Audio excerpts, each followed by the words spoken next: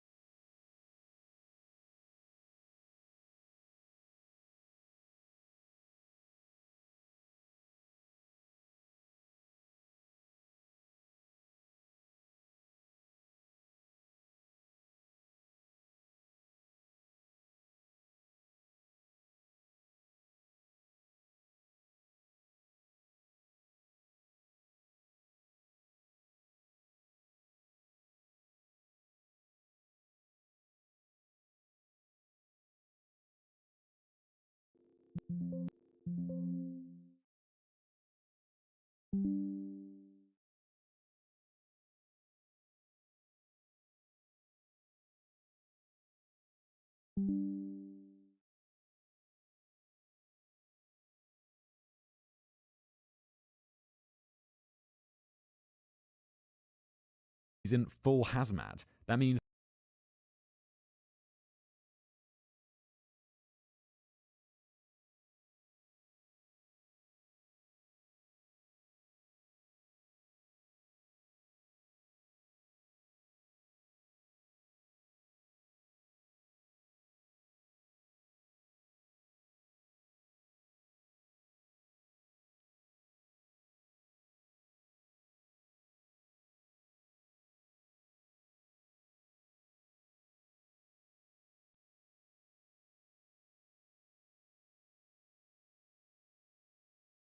there's like oxygen coming in from like a little tank, right? Or is he just like, he knows, he can imagine. You can just imagine what that smells like, can't you? Because you're like, oh no, oh god. Floating in a necrotic soup of hydrochloric acid, corroded flesh, and human excrement were several limbs, 2 torsos, 2 skulls, and the bobbing scraps of human intestines. Oh, dude.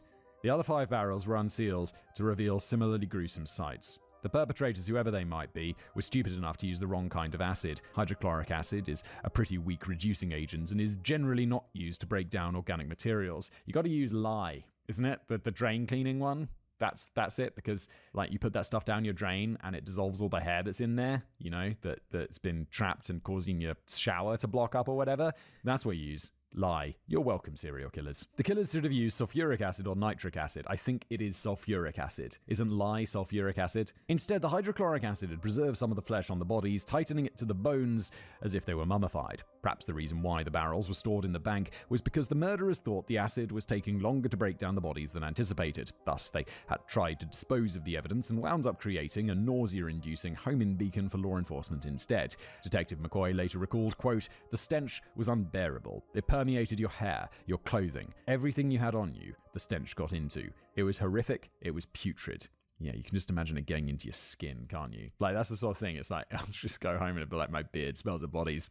Well, goodbye beard, we're growing another one. At 2 a.m., The barrels were resealed. They were full of liquid and could not be easily moved, and they certainly could not be turned on their sides and rolled out of the bank, lest they begin to leak their foul content. A handcart was retrieved, and one by one, the barrels were brought out to a police trailer parked on the street. From there, the 6 barrels, along with other evidence found in the bank, were taken to police headquarters in Adelaide. By 4:30 a.m., everything was assembled in a forensics lab for further examination.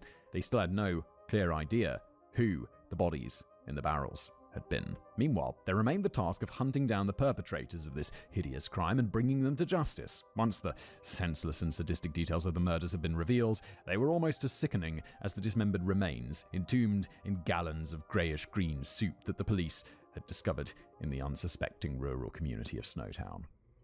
Meet John Bunting. John Bunting was born on September 4th, 1966, in the city of Brisbane, Queensland. David specifies land, not Lund. Queensland. I feel like that's just my British pronunciation. It'd be like, I think I can pronounce it Queensland if I want to. Like, I take effort to say everyone in the UK calls Los Angeles, Los Angeles. And I'm like, okay, I'll call it Los Angeles because everyone got upset. But there's just places, I know it's in different countries and all that, but it's like, I'd say Queensland. Queensland. Sounds weird. He was the only child to Jan and Tom Bunting. Jan was an office worker who was a bit domineering and ran an immaculate household. Tom was a labourer in a printing factory. He loved to play guitar until he got some of his fingers cut off in an industrial accident. They lived in the inner city suburb of Inala with high rates of unemployment and even higher rates of crime. It was one of those post-war public housing developments that turned out badly. Brisbane law enforcement used to refer to Inala as the flea pit. Lovely. Nevertheless, the Buntings were employed and lived a solitary life, interacting very rarely with other people in the neighbourhood. They saved up for a vacation every year, usually fishing trips by the coast, including roaming the Great Barrier Reef or driving around and sightseeing the peerless beauty that is so abundant in regional Queensland. By and large, John enjoyed a stable, healthy upbringing that was the envy of the other kids in the flea pit. It's said that Jan and Tom Bunting doted on their son, with John's only complaint about his parents being that his mother didn't respect his privacy, and in general, John spent more time around his father than his mother. When he was a boy, John took an interest in a vast array of pursuits: astronomy, electronics, photography, chemistry, geology, and physics. He and his friend Kurt Bertrand frequently used to visit museums and art galleries. They also photographed the moon through a telescope. In order to indulge John's interest in photography, Tom built his son a darkroom in their home. John made his own bottle rockets and stink bombs. He even built a boat with his father in the backyard. John and his friend Kurt also once secretly built a tunnel underneath the Bunting household, 4 meters below the earth, and braced with wooden beams and bricks, reaching a length of 5 meters before Tom Bunting discovered what his son was doing and forced John to fill the tunnel in. John later wanted to study chemistry and physics in school, but he didn't have the math credits for it. That's awesome. Like, that was my dream. Like, I just loved digging holes when I was a kid. I don't know why. Like, I just loved digging. And it was always like, oh yeah, it'd be cool to dig an underground tunnel. This kid did it. Legend. Wait, is he going to be a horrible murderer? Did I just call him a legend? Oh my god. According to John, when he was 8 years old, he was at a friend's house when they were locked in a room by the friend's older brother. The 2 boys were then strapped down to a bed and sodomized. Oh my lord, this got dark very quickly. John alleges he was beaten and burned with cigarettes. Later, it came out that this older male had been sexually abusing his younger brother for years. The bank, lest in the city he loved to play the bank, lest they begin to leak their foul content. A handcart was retrieved, and one by one, the barrels were brought out to a police trailer parked on the street. From there, the 6 barrels, along with other evidence found in the bank, were taken to police headquarters in Adelaide. By 4:30 a.m., everything was assembled in a forensics lab for further examination. They still had no clear idea who the bodies in the barrels had been. Meanwhile, there remained the task of hunting down the perpetrators of this hideous crime and bringing them to justice. Once the senseless and sadistic details of the murders had been revealed, they were almost as sickening as the dismembered remains, entombed in gallons of greyish-green soup that the police had discovered in the unsuspecting rural community of Snowtown. Meet John Bunting. John Bunting was born on September 4th, 1966, in the city of Brisbane, Queensland. David specifies land, not Lund. Queensland. I feel like that's just my British pronunciation. It'd be like, I think I can pronounce it Queensland if I want to. Like, I take effort to say everyone in the UK calls Los Angeles, Los Angeles. And I'm like, okay, I'll call it Los Angeles because everyone got upset. But there's just places, I know it's in different countries and all that, but it's like, I'd say Queensland. Queensland. Sounds weird. He was the only child to Jan and Tom Bunting. Jan was an office worker who was a bit domineering and ran an immaculate household. Tom was a labourer in a printing factory who loved to play guitar until he got some of his fingers cut off in an industrial accident. They lived in the inner city suburb of Inala with high rates of unemployment and even higher rates of crime. It was one of those post-war public housing developments that turned out badly. Brisbane law enforcement used to refer to Inala as the flea pit.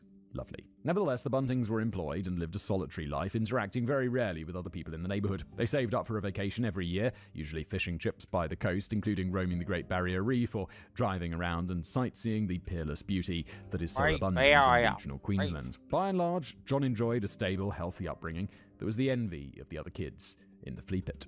It's said that Jan and Tom Bunting doted on their son, with John's only complaint about his parents being that his mother didn't respect his privacy. And in general, John spent more time around his father than his mother. When he was a boy, John took an interest in a vast array of pursuits: astronomy, electronics, photography, chemistry, geology, and physics. He and his friend Kurt Bertrand frequently used to visit museums and art galleries. They also photographed the moon through a telescope. In order to indulge John's interest in photography, Tom built his son a darkroom in their home. John made his own bottle rockets and stink bombs. He even built a boat with his father in the backyard. John and his friend Kurt also once secretly built a tunnel underneath the Bunting household, 4 meters below the earth, and braced with wooden beams and bricks, reaching a length of 5 meters before Tom Bunting discovered what his son was doing and forced John to fill the tunnel in. John later wanted to study chemistry and physics in school, but he didn't have the math credits for it. That's awesome. That was my dream. I just loved digging holes when I was a kid. I don't know why. I just loved digging. And it was always oh yeah, it'd be cool to dig an underground tunnel. This kid did it. Legend. Wait, is he going to be a horrible murderer? Did I just call him a legend? Oh my god. According to John, when he was 8 years old, he was at a friend's house when they were locked in a room by the friend's older brother. The two boys were then strapped down to a bed and sodomized. Oh my lord, this got dark very quickly. John alleges he was beaten and burned with cigarettes. Later, it came out that this older male had been sexually abusing his younger brother for years. Once it was all over, John and his friend were not freed, but remained strapped to the bed. John claims that the older brother got on the phone and said, quote, "I've got these two conditioned. We're going to have a party." John claims that numerous other men in their late teens and early 20s came over to the house and took turns R-wording them. Then his friend's father came home, was enraged at what he saw, freed John, and sent him to the hospital. Oh my god, can you imagine coming home and finding this to be like, what the f*** is going on? Son, you gotta go to prison, my dude. What the f*** is this? John claims that he never dared to tell his parents what had happened, and when he returned home that night with contusions all over his face and body, he said that he'd been in an accident. John also claimed that the older brother escaped the wrath of his father by running out of the house, getting on a motorbike, speeding down the street, only to get hit and killed by a bus. Sorry,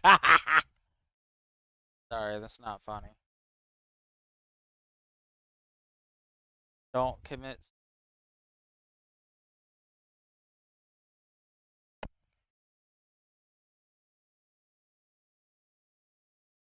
Actually, I'd take all the. Now it sounds like the group of men coming over feels like a bit of a stretch from a believable but horrific story to okay, maybe. And then now he just happens to speed off on a bike and get hit by a bus. Seems rather convenient. Whether this account of childhood sexual abuse is true, we shall never know, since we only have John's word for it. Elements of the story certainly seem quite fanciful. Yeah, I agree, David. It's like that. It seemed to start off as just a horrific story, and then it turned into something like, I'm not sure I believe you anymore. However, it is possible that childhood trauma of some description had occurred and messed John up. By the time John had reached his early teens, it developed an unusually obsessive hatred of both pedophiles and homosexuals. He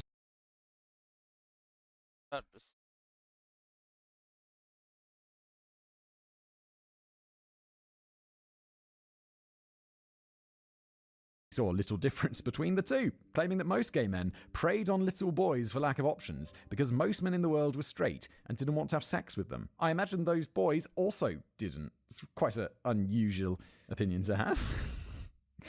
Yeah, that's weird. John's contorted psyche started to manifest itself in other ways. He started collecting insects and arachnids, even the highly poisonous redback and funnel web spiders, and drown them in brake fluid, battery acid, and pool chlorine, just to see them convulse and die. Uh-oh. Get him on that list of people torturing animals. He became fascinated with firearms. He started to take an interest in Adolf Hitler and contact... Uh-huh.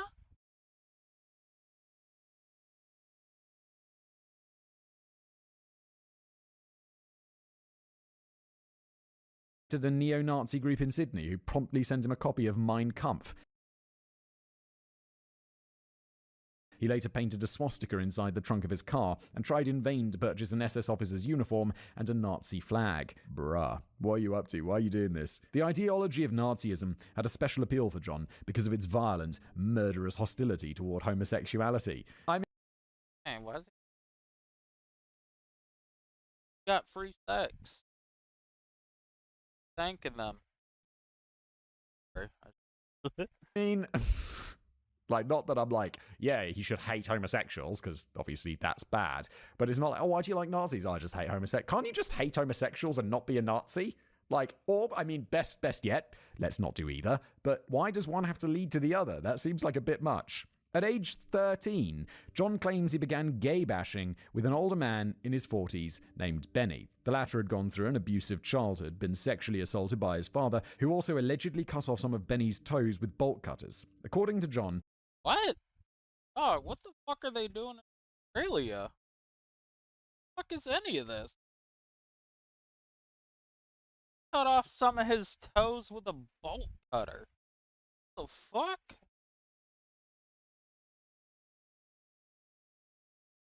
Like, you should have gotten rid of the kid. I don't think I'm tripping, but I think maybe not do that shit.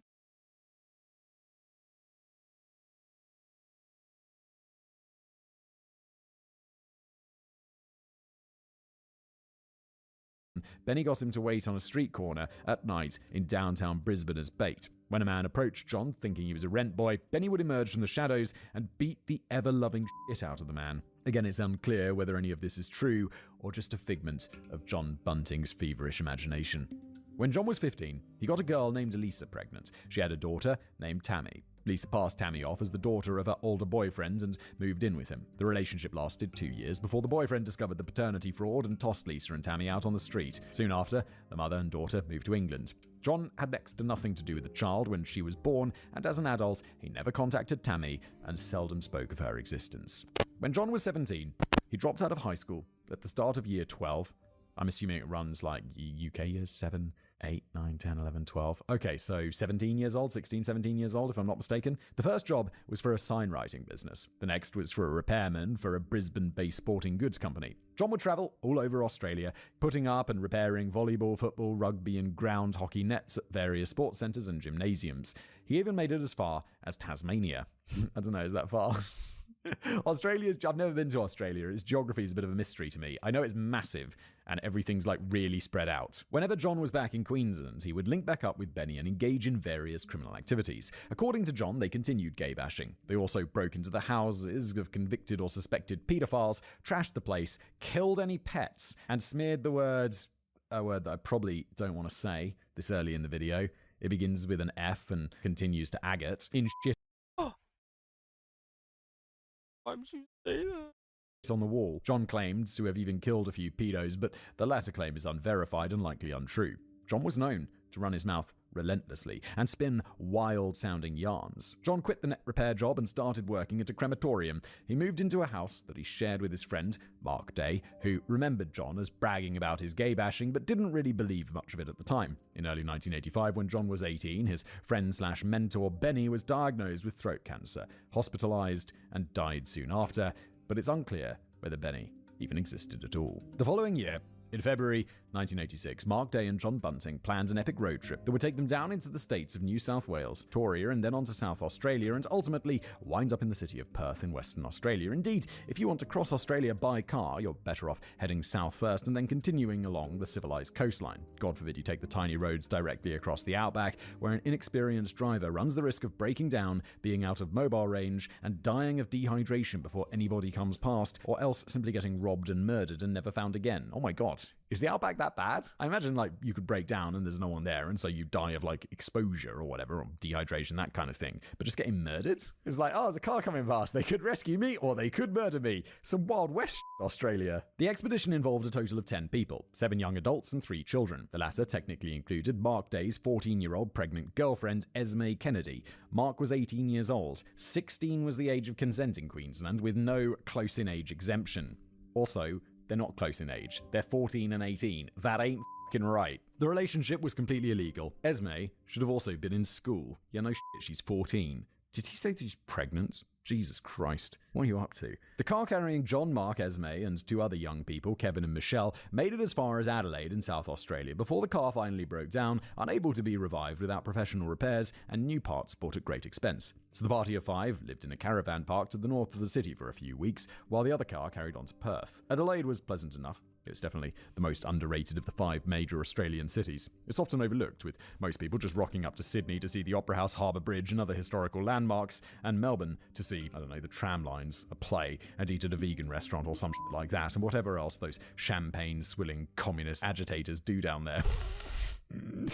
David, spicy. I don't know enough about Australia to get the jokes, but I assume this is some, like, in Australia jokey vibes. Just kidding. I mean, sort of just kidding. Meanwhile, the weather in Adelaide is good. Not too hot, not too cold. The city is large and cosmopolitan with all the amenities and bars and restaurants a young person might desire. But not too big that prices are too high, or everyone in the city is a sharp-elbowed arsehole. Some obnoxious millennials and zoomers have taken to calling the city Radelaide because it's so rad. Wait, really?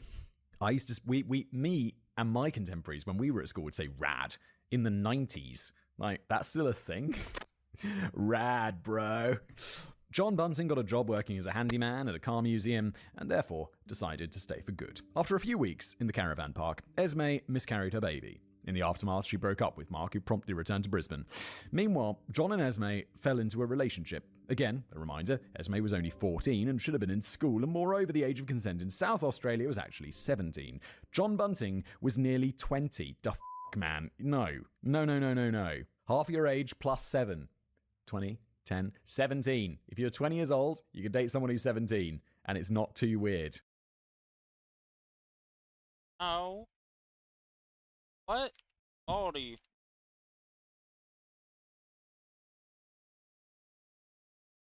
Ten, 17. If you're... No. Half your age plus 7.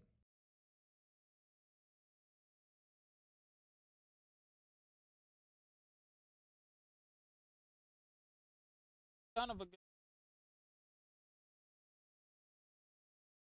rating. But that though.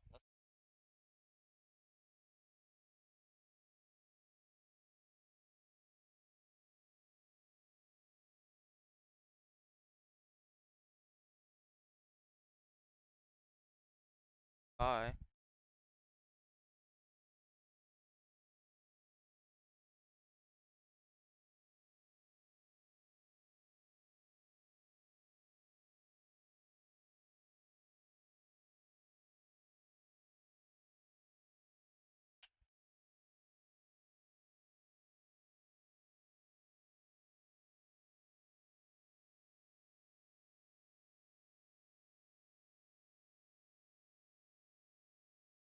I get chess mem next goal.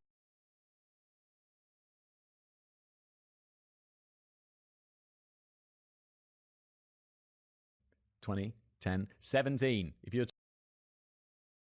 But half my age, 5. Half my age would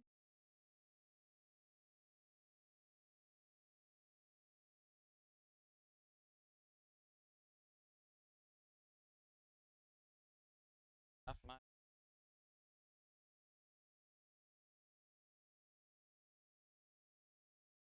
half plus 7. So I can date at 19 and a half? That makes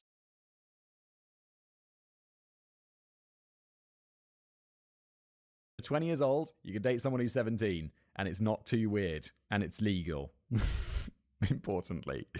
Such was Bunting's selective attitude towards child predation. After a year, John and Esme broke up and she returned to Brisbane. Thereupon, John, Kevin and Michelle rented a house together in Adelaide's rather rough and impoverished northern suburbs. In 1988, when John was 21, the Car Museum informed him that they could no longer afford to keep him employed, but they wrote him a fairly stellar reference, which allowed him to get another job at an industrial abattoir called the South Australia Meat Corporation. I would very much prefer being in the Car Museum.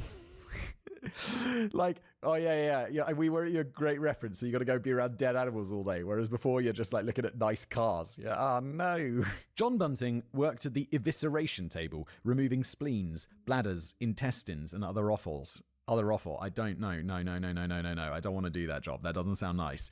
Bunting would later boast that his favourite part of the job was slaughtering the animals. Just f***ed up, bro. But there's no record with the company that he ever worked in that position. Meanwhile, Kevin and Michelle didn't really appreciate having Bunting as a housemate. He was constantly raving about how he wanted to beat up or kill pedophiles and homosexuals. With his wages from the abattoir, he amassed a large collection of handguns, rifles, and shotguns that he kept under his bed. Kevin also discovered in the attic above the laundry room that Bunting had concealed a blowtorch, a bottle of poison, a length of rope, a knife with a curved blade, and a balaclava. He's got a little murder kit up there, a torture murder kit. What the f***? Then, one afternoon, Bunting killed Kevin's pet bull terrier and hung it in the shed. He admitted doing it to Michelle. To avoid confrontation that could turn violent, Michelle agreed to tell Kevin that the dog had run away. The f*** you doing, mate?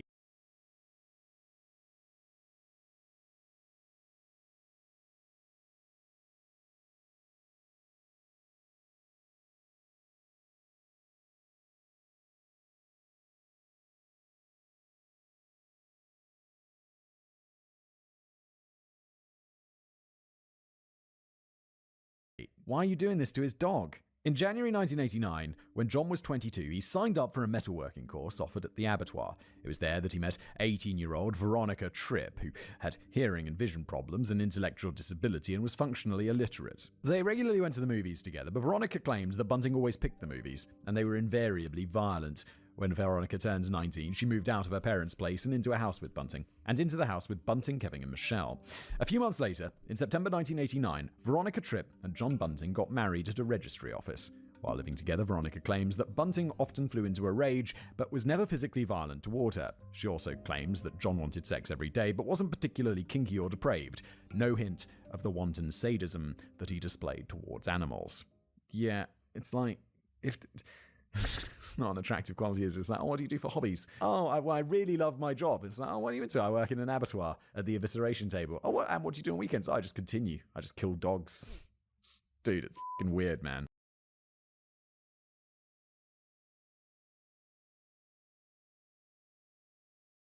Fact that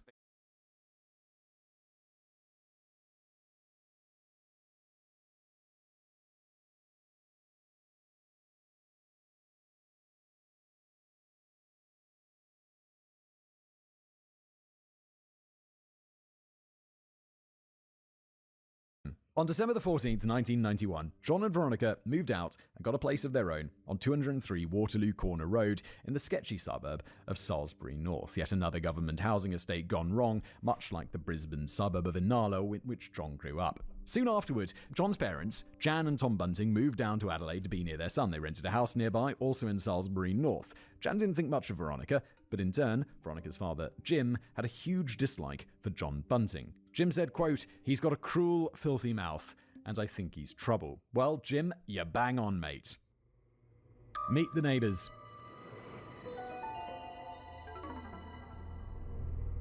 Bunting's decision to move to Waterloo Corner Road in the North Adelaide suburbs was a fateful one. His neighbours, in Salisbury North, were a real who's who of what's that smell, a veritable hive of scum and villainy, a gaggle of bogans, hard knocks, and petty criminals who were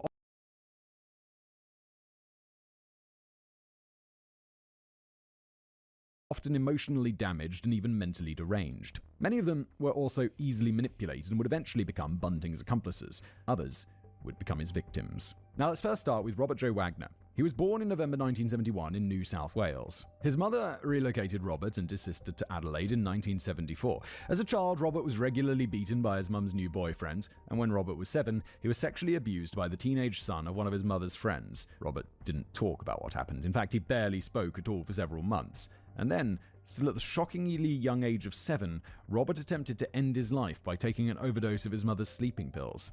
After that, Robert was never quite the same. He struggled at school and was functionally illiterate, even being held back a year in primary school. In 1984, at the age of 13, Robert stopped turning up to school altogether. Robert then ran riot around the neighborhood, disappearing for days at a time, with his mother frequently reporting him missing to the police. In mid-1985, Robert Wagner, still just 13 years old, met 30-year-old Vanessa Lane and spent days at a time at Vanessa's house, which was in Salisbury North. They formed a sexual relationship. 13 and 30. What?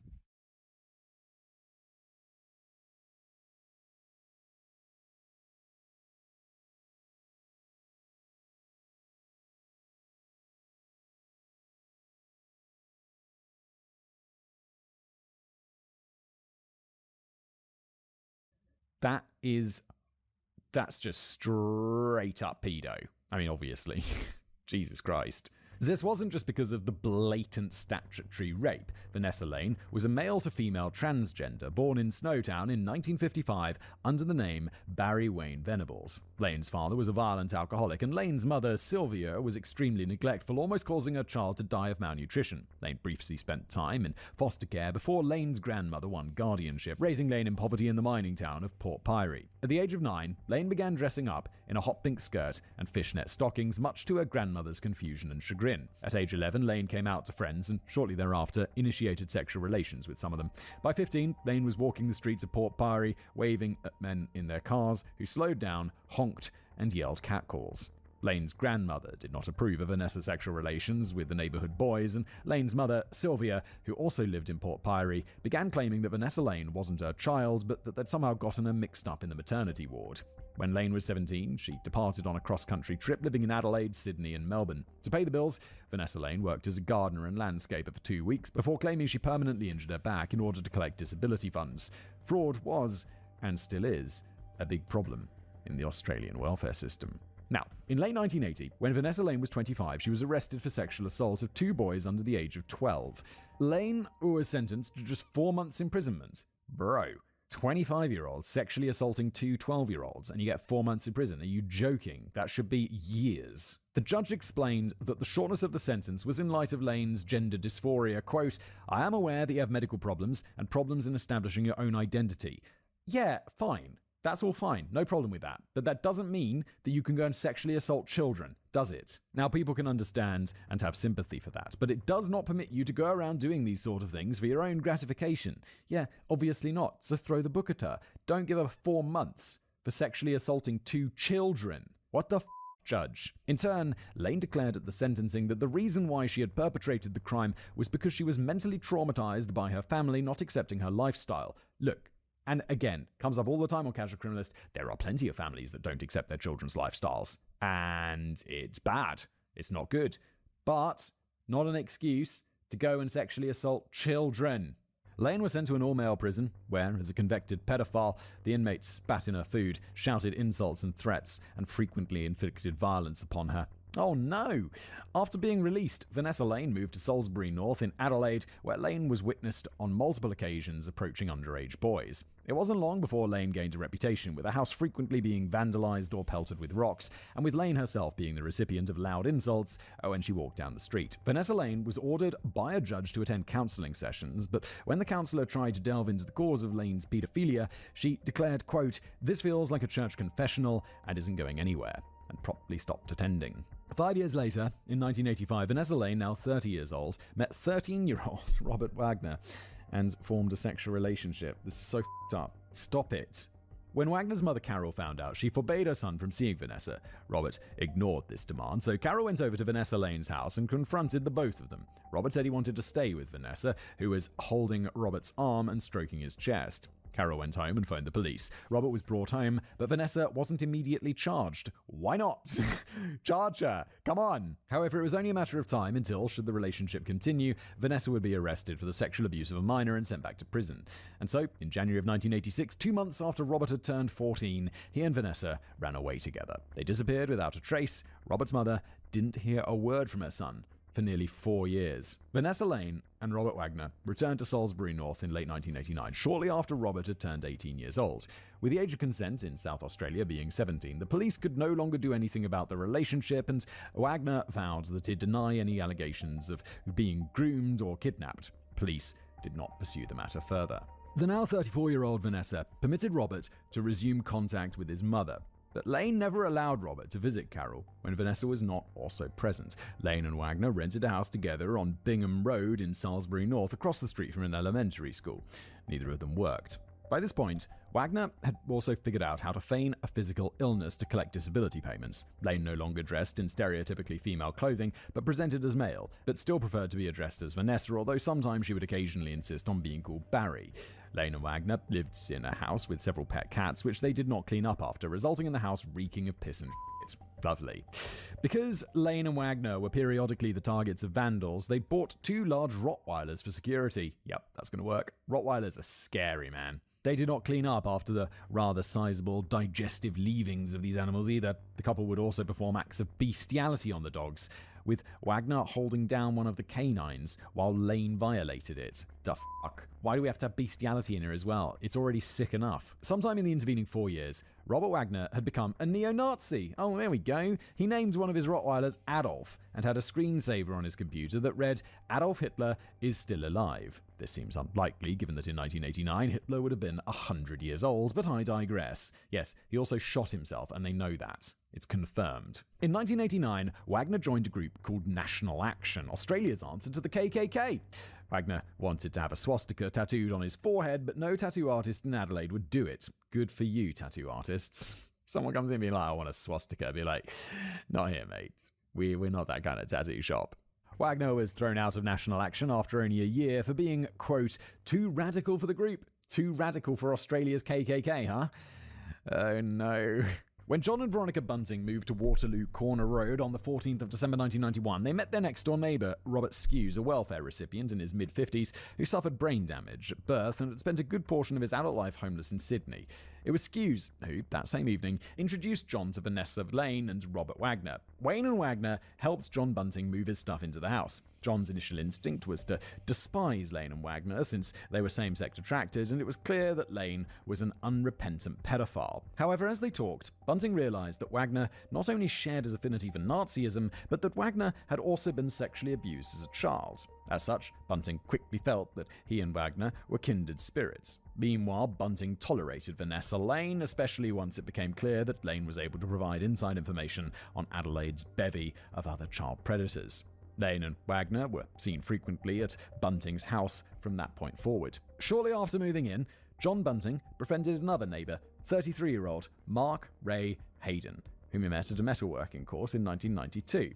Born Mark Ray Lawrence in December 1958, he was raised mostly by his father, Edward Lawrence. His mother was schizophrenic and frequently institutionalized. Mark's father worked at the General Motors Holden factory. In 1997, when Mark was 18, his dad got him a job there, spray painting cars, but Mark lasted only 2 years on the job before getting fired for stealing. From that point forward, he refused to ever work again and went on welfare. He managed to scam a carer's pension out of the government, claiming that he looked after him. Mark Hayden was also barely educated and had been described by people who knew him as slow, speaking only in monosyllables, if and when he spoke at all. He spent his days drinking and tinkering with cars. Another neighbour Bunting got to know was 52-year-old Jeffrey Williams, another permanent welfare recipient. Williams would regularly have Lane, Wagner, and Bunting over to his house. However, Bunting didn't like the man, suggesting that Williams was gay. According to Veronica Bunting, her husband once spray-painted the offensive word, I'm probably far enough into this video, fag, on the fence in front of Williams' house. Oh.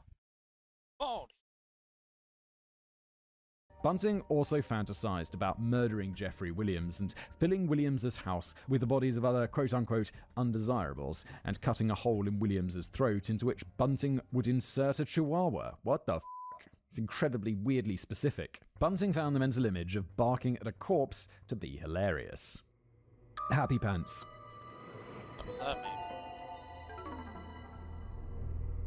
In the spring of 1992, John Bunting was introduced to 18-year-old Clinton Douglas Tresize. He was born on the wrong side of the tracks in Adelaide on the 5th of December 1973. Clinton's parents got divorced when he was 3, and his mother put Clinton and his brother Scott into the childcare system. His sister, Sherry, stayed with their mother. For the first few years, Clinton's mother paid weekly visits to the boys' home where Clinton was staying. For the first few years, Clinton's mother paid weekly visit to the boys' home where Clinton was staying. His father also kept periodic contact, but for the most part, Clinton was raised by child welfare officers and later a sequence of foster guardians. Like many of the people mentioned here, Clinton's formal education was extremely limited. In the early years, Clinton frequented a number of evangelical churches, but ultimately decided that Christianity wasn't for him. When he did hit puberty, Clinton realized he was gay, which caused some friction with his family, as did Clinton's decision to drop out of school and run away from his foster home. Nevertheless, his mother, father, and sister kept up periodic contact with him. In early 1990, Clinton was 16, homeless, and drifting around Adelaide. It was then that he made the acquaintance of Vanessa Lane, whose interest in Tresize was obviously sexual. Not long afterward, Clinton Tresize managed to scam himself some disability payments and move into government housing in the rough northern Adelaide suburb of Elizabeth, not far from Lane and Wagner in Salisbury North. Like many of his neighbours, Tresize largely lived in his own filth, with half-empty cans of food and pet feces strewn about the place. Putrid smell of rot perpetually filled the house. However, in an attempt to get his life together, Clinton Tresize began taking night classes to make up for the shortfall of his childhood education. There, he befriended a fellow student named Stephen, but the friendship ended abruptly after Clinton sexually propositioned him. When in 1992, Lane and Wagner introduced John Bunting to the now 18-year-old Tresize, and Bunting immediately loathed the young man. Though John tolerated Wagner, and to a lesser extent Lane, at least in principle, Bunting hated homosexuals. Also, he said, Tresize had bleached blonde hair, wore bright orange nail polish, and usually clothed himself in neon-crusted fabrics. He was openly gay and acted effeminately. Bunting contemptuously dubbed Tresize Happy Pants on account of his flame red and purple trousers that he often wore. On July 10, 1992, Clinton Tresize visited the Department of Family and Community Services to speak with a financial counselor.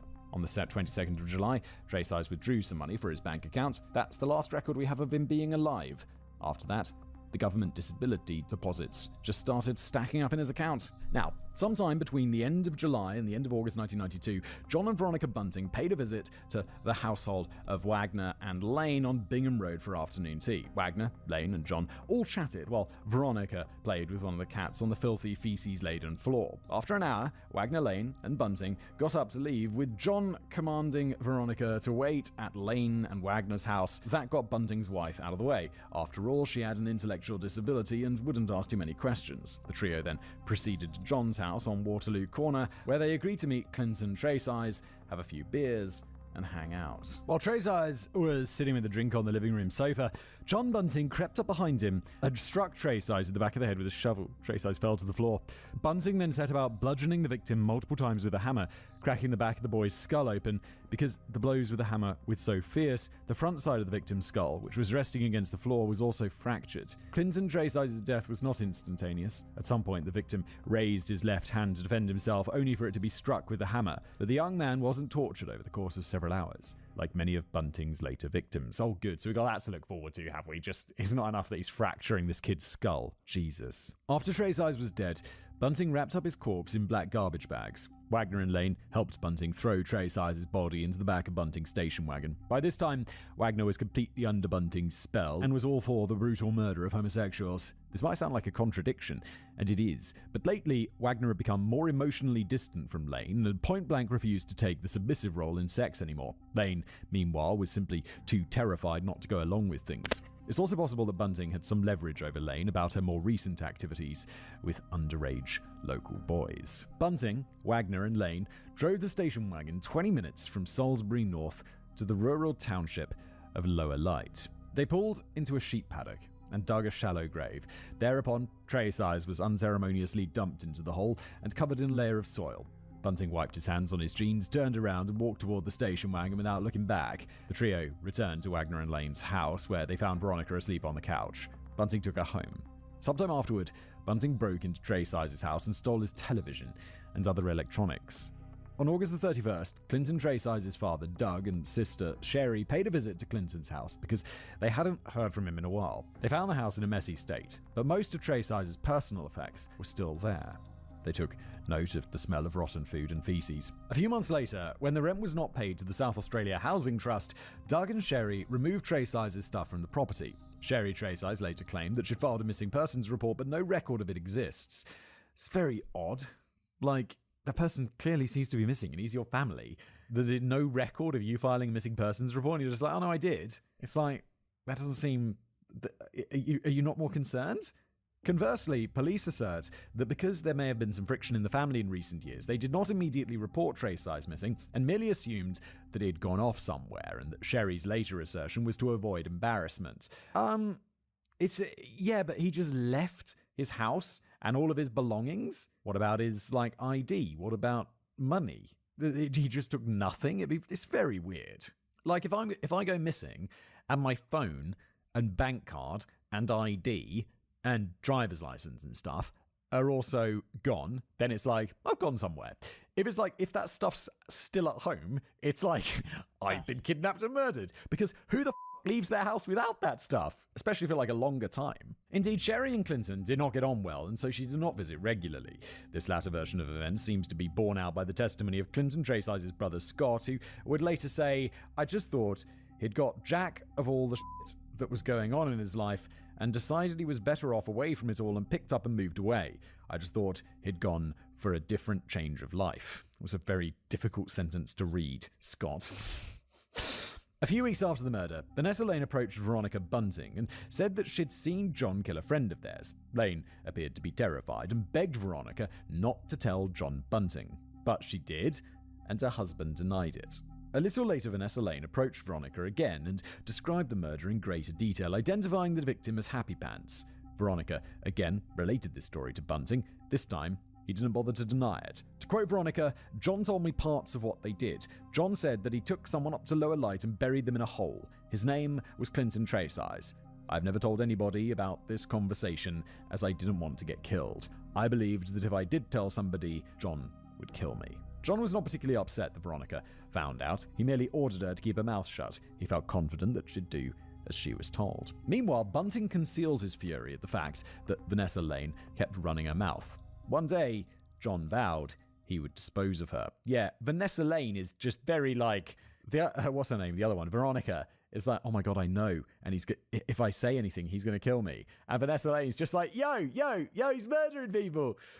Vanessa, you're going to get killed. In the autumn of 1992, John Bunting began digging a tunnel under 203 Waterloo Corner Road. He told his wife it was for an underground bunker. Again, this guy just likes to dig in tunnels. I also like digging tunnels. Veronica did not pursue this matter with any questions. After a few weeks of digging, Bunting enlisted the help of his son, Mark Hayden, whose job it was to ferry the bucketful of stones and dirt to the surface.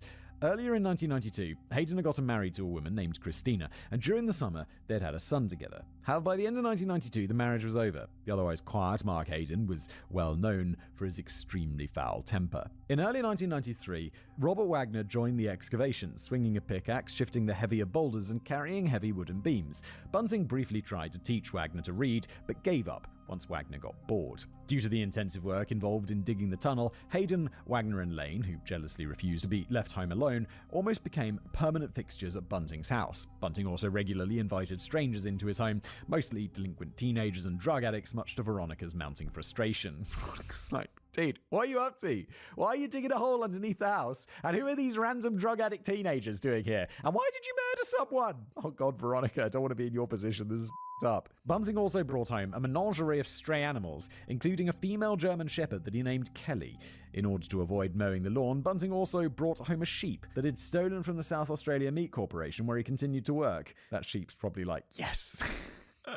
Going from a life of literally at the abattoir to, and about to be put on his eviscerating table, to just chilling out in his garden and eating grass. Well, at least the sheep ended up happy. Bunting was the only one in his circle of friends who actually had a job. However, in 1993, Bunting broke his arm in a motorcycle accident and had to take several weeks off from working at the abattoir. Once Bunting recovered, instead of returning to the meat factory, he and Hayden got jobs pouring molten iron at the local foundry. After a few months, Bunting quit working there, claiming to have hurt his back. He tried to get on disability, but unlike what seems to be everybody else in the f***ing neighborhood, Bunting was unsuccessful. Instead, John refused to work anymore and went on job seeker benefits, which is a decidedly less generous handout than disability payments and, at least in theory, was supposed to be much more temporary. Yeah, job seeker is like you've got to be looking for a job, right? I think you've got to, I've not ever been on it, but at least in the UK, you've got to show evidence that you've been applying for jobs and stuff and trying to get off it, because you can't be on it forever. JobSeeker paid his food and rents, which was already low thanks to the South Australia's Housing Trust, and John scrounged additional money for his car, guns, drugs, and booze by going out with Robert Wagner, breaking into houses and stealing people's electronics for resale. Meanwhile, the undiscovered body of Clinton Tresize continued to rot in a farmer's field. Meet Elizabeth Harvey. In March of 1994, the now 27-year-old John Bunting met 40-year-old Elizabeth Harvey, another unfortunate who would fall under Bunting's spell. She was born Christine Ann Yude in September 1953. When Christine was only a child, her mother left her father and ran away with a man who turned out to be an abusive drunk. For several years, Christine and her siblings were regularly beaten and sexually abused by this man, an ordeal that was only cut short when he suddenly dropped dead of a heart attack. Nevertheless, the psychological damage was already done, imbuing Christine with chronic depression and hypersexuality. She attempted suicide at the age of 15. In 1970, when she was 17, Christine started a 6-year-long affair with an older married man. At age 23, Christine fell pregnant, and the man broke things off and told her he wanted nothing to do with the child. When Christine asked him how she would explain the pregnancy to her mother, he replied, quote, "Look for 3 wise men and the Star of Bethlehem." Christine, Jesus Christ, piece of shit of the year. I mean, normally I'm like, that guy's such a piece of shit, but we've got John fucking Bunting in this episode, don't we? He's already smashed someone's face in with a shovel, so... Use the restroom real quick, be right back.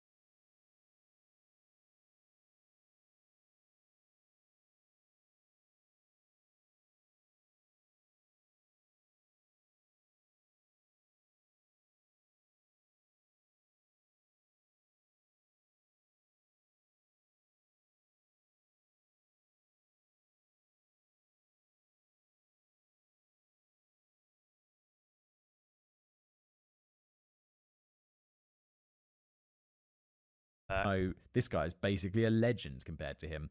But no, he's also a piece of shit. Christine's first son, Troy Yude, was born on August the 30th, 1976. 3 years later, in early 1979, Christine answered an ad looking for a housemaid in the newspaper and flew out to Broken Hill, New South Wales to meet a potential employer, a 43-year-old named Spyros Vasakis. He owned a struggling Greek restaurant. Vasakis picked Christine up from the airport and immediately took her on a dinner date. Instead of becoming his housemaid, 3 months later, Christine became his wife. Holy shit, okay. Soon after, the Greek restaurant went belly up and the couple relocated to Adelaide. Spyros refused to get a new job and the couple went on welfare and moved into government housing. The marriage was not a happy one. Wait, so this guy went from looking to hire a housemaid, like domestic staff, to being on benefits, essentially. Bruh, your life went downhill real quick. The marriage was not a happy one, with Spyros practicing marital rape on a regular basis. Jesus Christ, there are so many pieces of shit in today's episode. It's quite something. As a result of one of these coerced unions, Christine gave birth to their son Jamie on December the 24th, 1979. She gave birth to another son, Adrian, in 1981. That year, Christine briefly moved into a separate dwelling provided by the South Australian House. Well, yeah, the reason I got that is because it's purposely.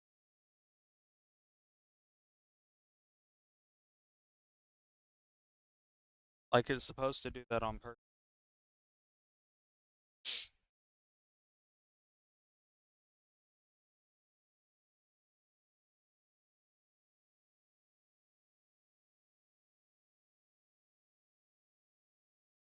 Housing trust, but stayed married to Spyros, with the children bouncing between them. Vlasakis sexually abused both his stepson Troy Yude and his biological son Jamie. Oh my god, Spyros, you go from like piece of shit to bigger piece of shit to total piece of shit. After 18 months, Christine moved back in with Spyros, who immediately started raping her again. Christine fell pregnant and gave birth to their youngest son, Christopher, in 1985. Then at 3 a.m. on June the 13th, 1986, Spyros Vlasakis dropped dead of a heart attack. Oh no! What a shame! Spyros is dead! Yes! Just like Christine's abusive stepfather had done years prior. Their son, Jamie, 6 years old, watched him die. Is David implying that Christine's killing them? I don't think so, right? But it's good that these people die because they're horrible pieces of shit. Within 2 months, Christine was looking for a new man. She quickly met Marcus Johnson, a middle-aged divorcee who was working at a car factory. To shake off the name Christine Vlasakis,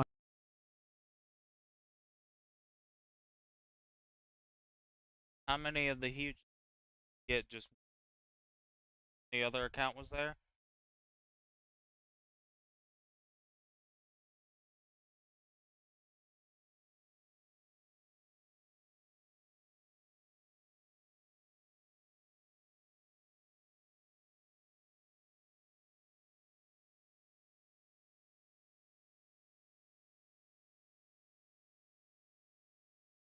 That's what you congrats. Lost. Oh, then congrats. Fucked up. Get 3 counts.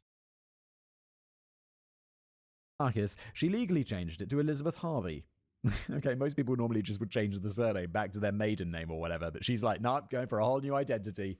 Marcus was decent to Elizabeth, aka Christine, and they stayed in a common law relationship for several years, during which Elizabeth's eldest son, Troy Yude, reached adolescence and started sexually abusing his younger half-brother, Jamie Vlasakis. Why? Why? And I mean, yes, it's because he's super fucked up because of fucking Spyro.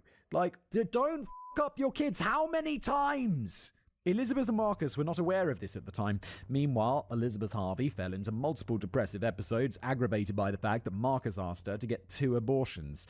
Marcus Johnson didn't want any more. Like I told you, congrats. You missed out on 2 more huge because go accounts right at the moment. The accounts right at the time for only 1 account to get gotten 30.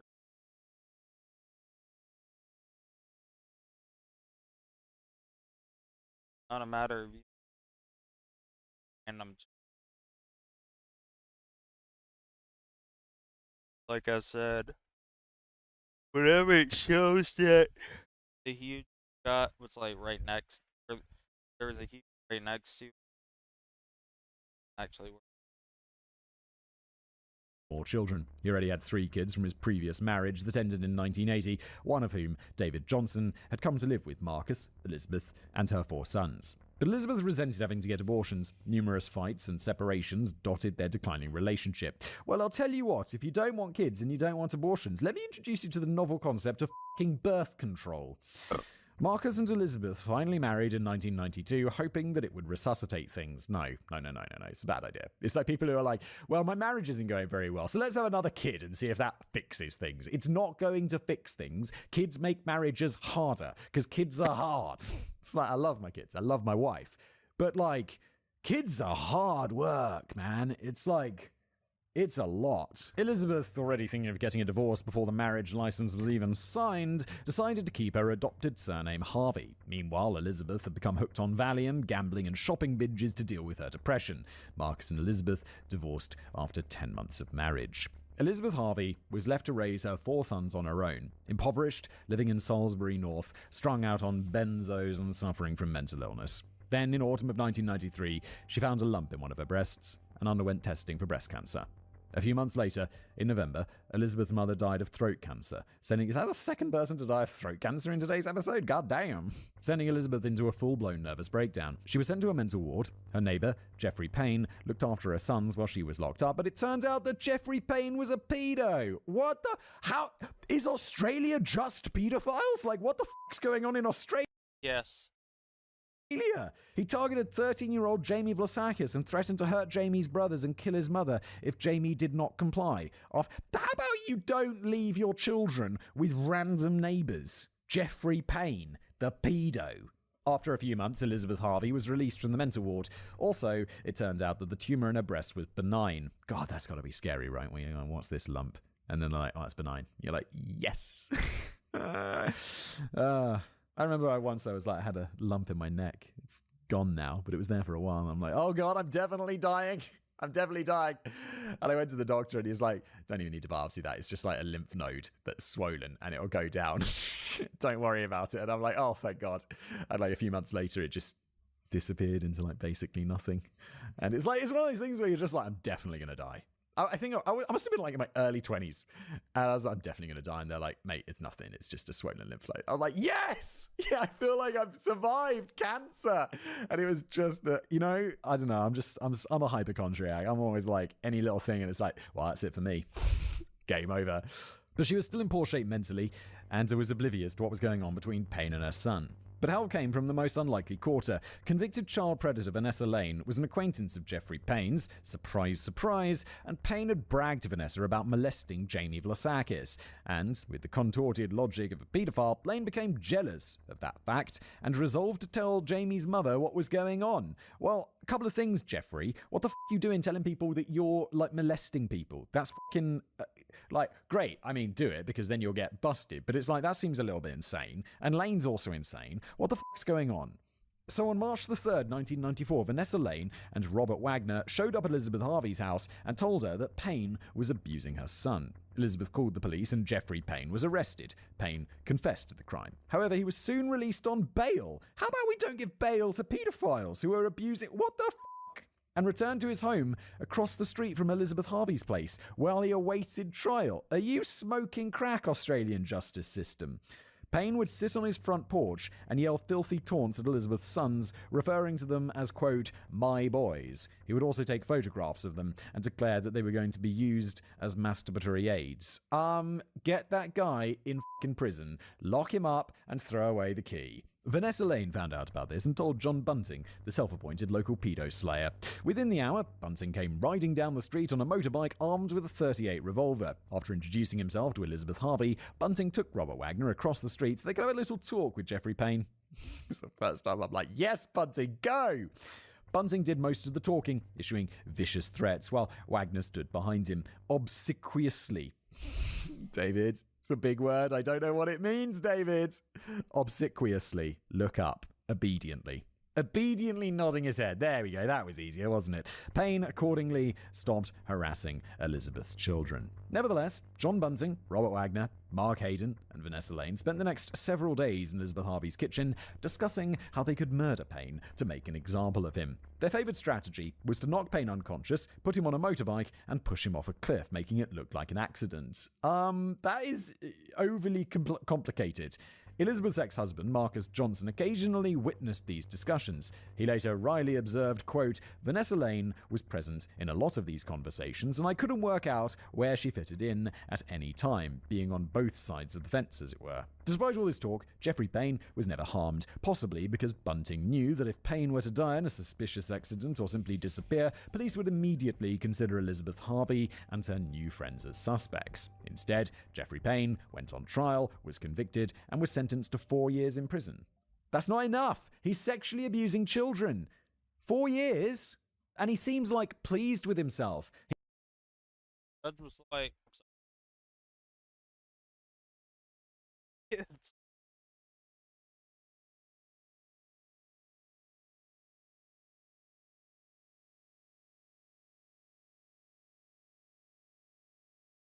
He's like sitting on the porch being all like disgusting. How about we give him like longer than that? Afterwards, Bunting, Wagner, Hayden, and Lane continued to spend time in Elizabeth Harvey's kitchen, plotting revenge against other neighborhood pedophiles, real or imagined. Bunting even took Elizabeth Harvey aside and warned her about Vanessa Lane. It was not long before the mentally unstable and emotionally vulnerable Elizabeth, who was 13 years older than Bunting, fell in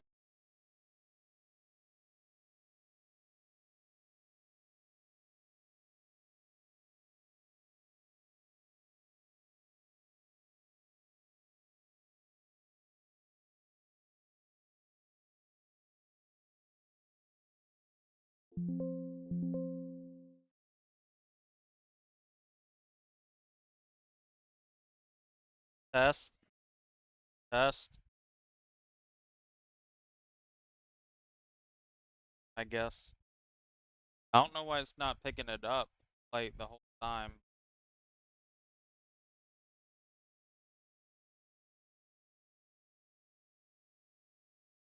in love with him. They began a clandestine Test. Okay, there we go. That might be better. Yeah, I was muted. I don't know why.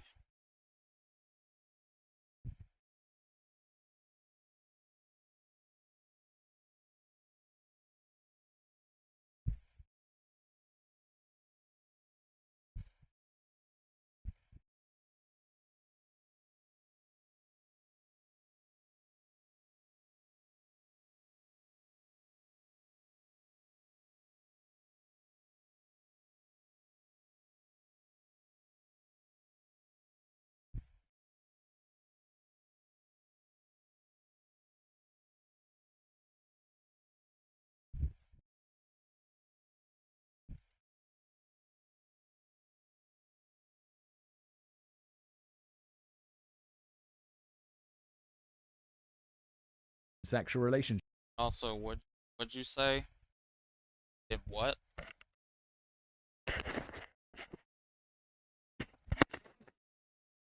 Maybe this is better? Because it's now closer to my actual mouth, I suppose.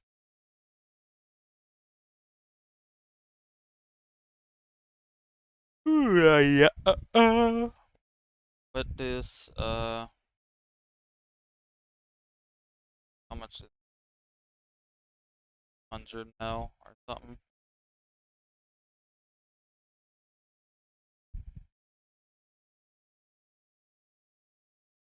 Despite the fact that Bunting was still married to Veronica. Additionally, Elizabeth's son, Jamie Vlasakis, now 14, took a shine to John Bunting, treating him as a father figure, and joined his little gang. For his part, Bunting convinced Jamie to stay in school and took him for bike rides and to the movies. Bunting also got Jamie to watch as he killed and skinned neighborhood cats and dogs, and even tried to cajole Jamie into shooting a dog in the face. When Jamie was unable to do so, Bunting did it himself. What the f***? It's like, oh, what were you doing this afternoon, adopted dad? Like, not literally adopted, but you know what I mean. It's like, oh, we're going to go for a bike ride, we're going to go to the movies, and then we're going to skin that dog alive. Bruh, what the fuck? So all in all, Bunting wasn't the greatest role model for an impressionable teenager. Yeah, no shit. The Wall of Spiders. The incident with Jeffrey Payne set a fire underneath John Bunting. The anti-pedo planning sessions became a weekly event being held every Friday night in Bunting's kitchen. It usually went like this. Vanessa Lane would denounce various people in the northern suburbs of Adelaide as predators, and then everybody would listen to Bunting rant for the better part of an hour about how disgusting they were. Then the conversation would turn to predators that they'd already quote-unquote researched. Bunting would rant some more, then he'd walk into one of the bedrooms and remove a yellow post-it note from a billboard that he called his Wall of Spiders. This was a motley patchwork of names, addresses, phone numbers, and photographs of real or imagined pedophiles, with scribbled summaries of their alleged crimes, connected by yarn to illustrate their connection to other suspects on the wall. It was the spitting image of the Charlie Day conspiracy meme from Always Sunny in Philadelphia. Yeah, is this actually something cops do? They use those little pins and they use their little ropes to tie everything together. I imagine they do it on computers nowadays, right? Having removed a post-it note containing the information about one of the accused predators from the Wall of Spiders, John Bunting would come back into the kitchen, call their home number, and start verbally abusing the person on the phone. The calls would always end with the threat of violence or outright murder. The recipients of these calls may well have been predators, but more often than not, they were mostly just gay, with no record of criminality whatsoever, with a few others being straight guys that Vanessa Lane accused at random to stay relevant and useful to Bunting. What the f*** is going on? When calling them on the phone wasn't enough, Bunting would lead the gang over to the houses of his targets and graffiti foul slurs on their fences and walls. Bunting might also damage their parked cars or sabotage the engines. In addition to the Wall of Spiders, Bunting kept small dossiers of information about the various targets in a file folder. Unbeknownst to Vanessa Lane, that included one about her, quote, interests, hanging around toilet blocks, looking for young children, wearing pufter pants that show all his wares, punching dung with everyone and everything, making a constant nuisance of himself, and flaunting the great side of his homosexuality if anyone is stupid enough to listen. Type of deviance, rock spider. Dobs in other rock spiders for the ego, denies that he is one. Known toucher of children, especially around the age of 12 to 14, would not torture victims but psychologically changes by playing power games. He believes that it is a form of love to do this to children. He has no conscience and cannot make up his/her mind if he is straight or gay, male or female. Takes hormones to create breasts and hormones to remove hair from its body. Quote ends. On August 16, 1994, the sun-bleached bones of Michael Tresize were discovered by two farmers in a sheep paddock near Lower Light. The remains had been unearthed from the shallow grave by foxes, scattered a distance of 50 meters and picked clean by birds. Tresize had been dead for 2 years. The farmers called the police, and two detectives from Adelaide's Major Crimes Branch arrived and cordoned off the area. Because there was no identification found with the bones, the coroner listed Tresize as John Doe and listed the cause of death as homicide by blunt force trauma. Police made a public appeal on the television asking anyone who had a male friend or family member between the ages of 15 and 20 go missing in the last 5 years to be in contact. Eventually, the police offered a $100,000 reward if someone could help identify the victim.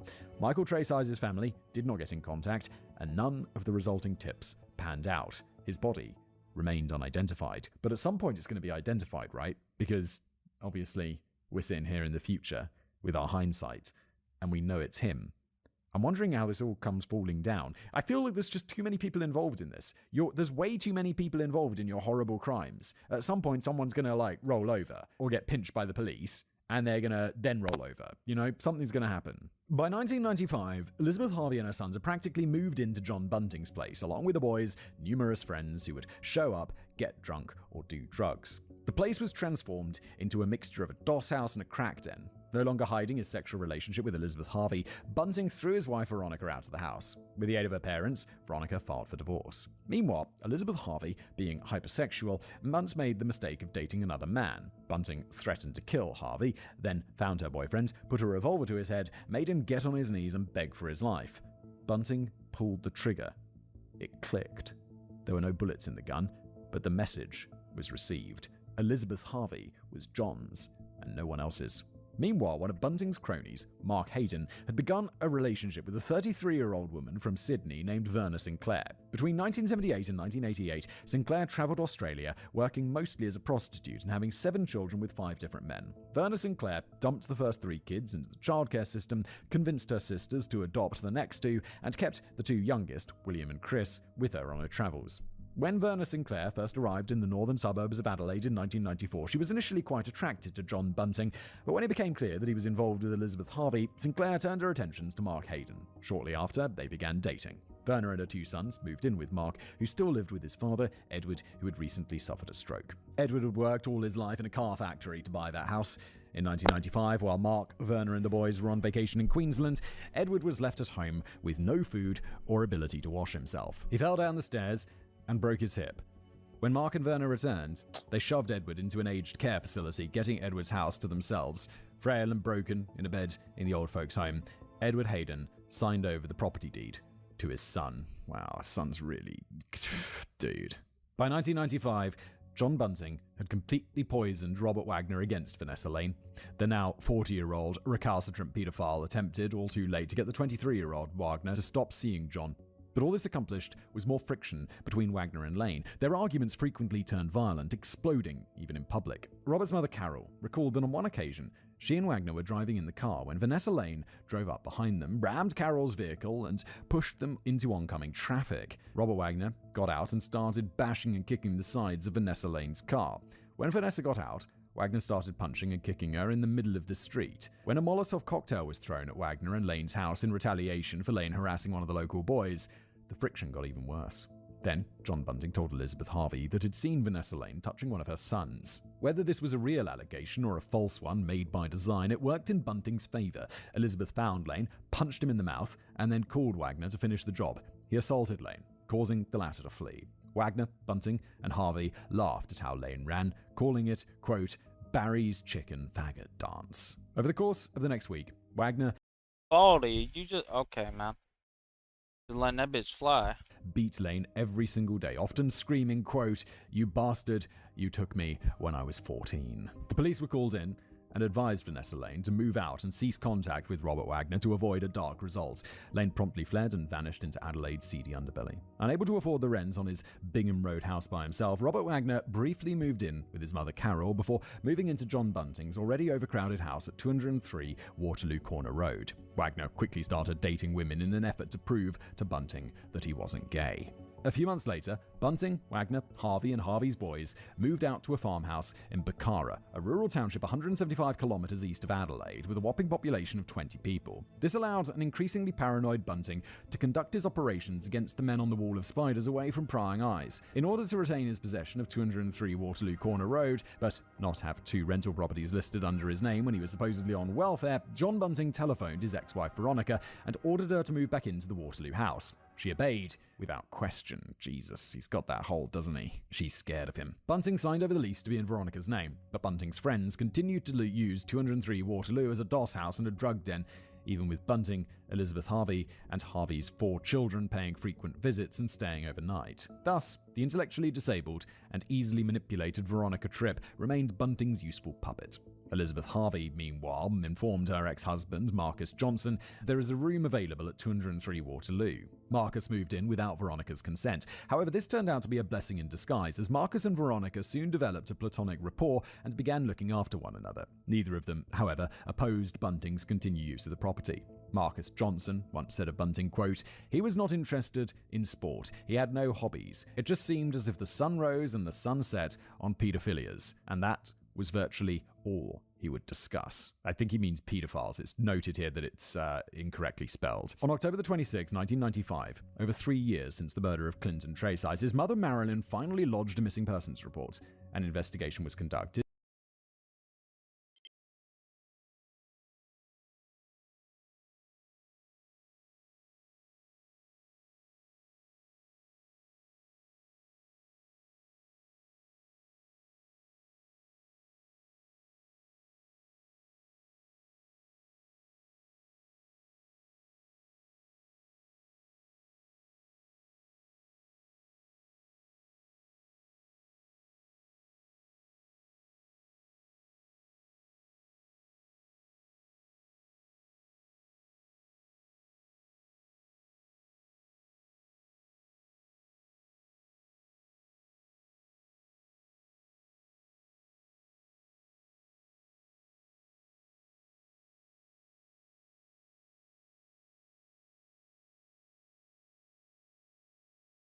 I had fucking 54 goddamn. Like, I just checked my Discord. I had 54 notifications. The dumb bitch Leah added me 54 times in my Discord server. I was trying to call her, tell her I'm gonna beat the shit out of her.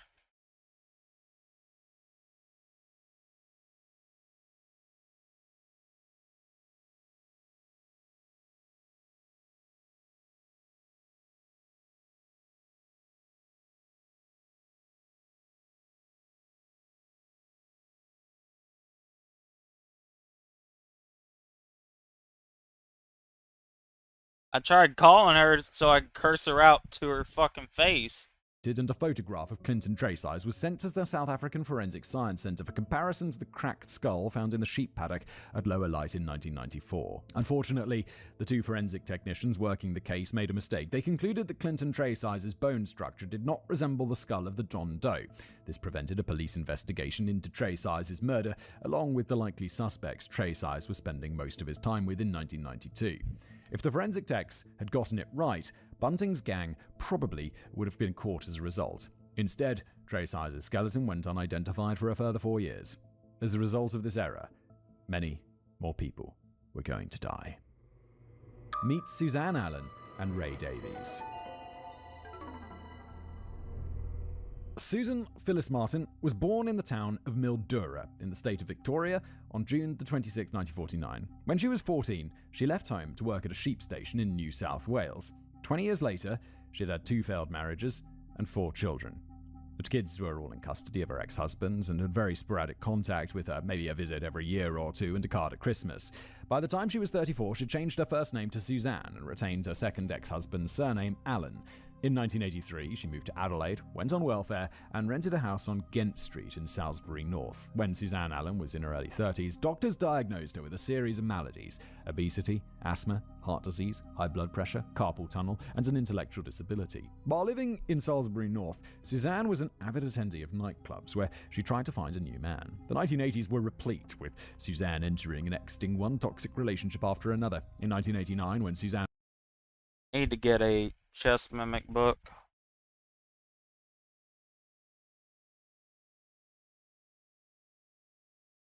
Dell, did you see this shit?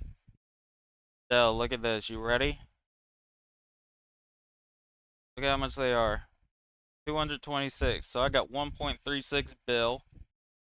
These 200K, 1.48 bill. These ain't shit, so I don't have that much.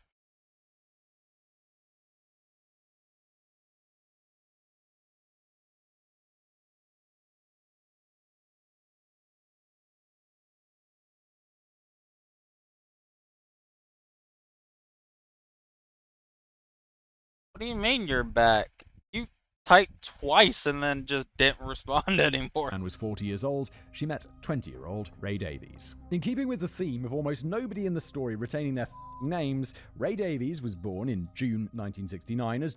Yeah, I know you were, but I'm saying you didn't. You weren't there. Yeah, I don't have the fucking money, Dell. I'm saying I need to buy one.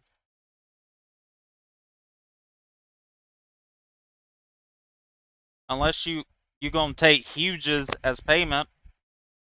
I don't got none. Yeah, you can also take my dick in your mouth, stupid ass. James Leslie Davies. Dude, why is every...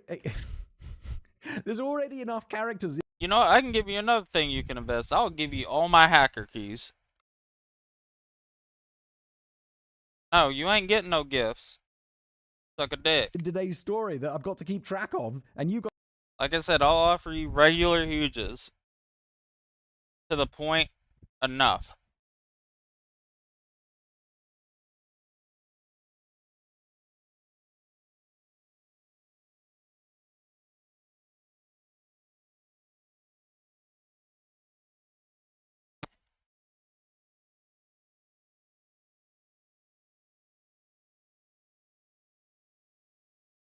Shadow Bros, do I know you?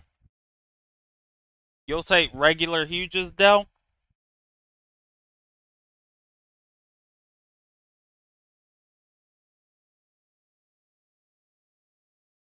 dragon egg. So if I give you 2 Bill and Huges, that's gonna be okay. What you saying?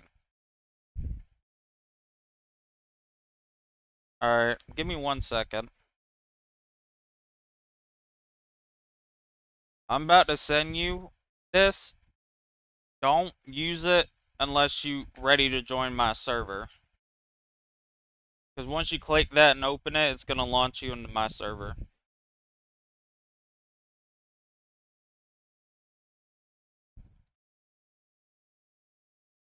Got to keep track of in your brain, and they're all changing their names, which is not making things easier. Both of his parents had intellectual disabilities, and they passed that on to their son. He was raised by an aunt. As a child, Davies dressed up in girls' clothes and played with dolls. When Davies was 13, his aunt caught him having sex with a dog. Bruh. Dog, what the fuck is this episode, Baldy? What is going on, Baldy?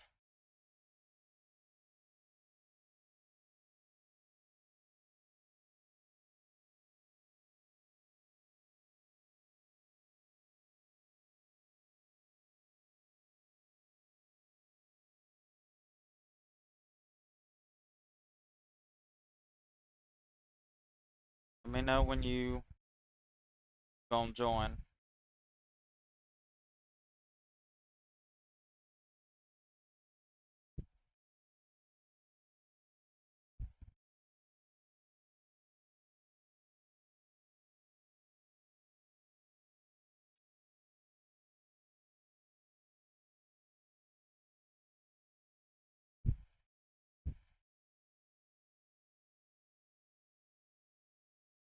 Dude.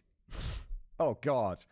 By the time Davies was 20, having arbitrarily changed his name to Ray, he had a criminal record for theft, assault, and yet more bestiality. In 1989, Ray Davies moved to Adelaide, living out of a motorhome and frequenting the city's gay nightclubs. Very quickly, Davies befriended Vanessa Lane and Robert Wagner. They offered to help Davies find a permanent place for his motorhome in Salisbury North. Suzanne Allen, ultimately, was their huckleberry, cheerfully agreeing to let Davies park his motorhome in her backyard. Suzanne, of course. Alright, hold on. I gotta focus on this. Alright, so...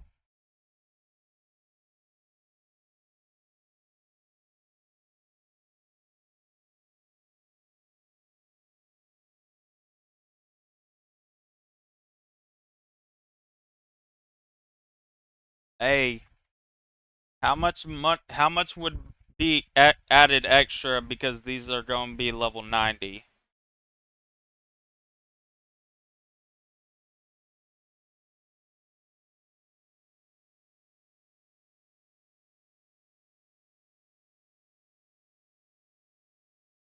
Or does that not count?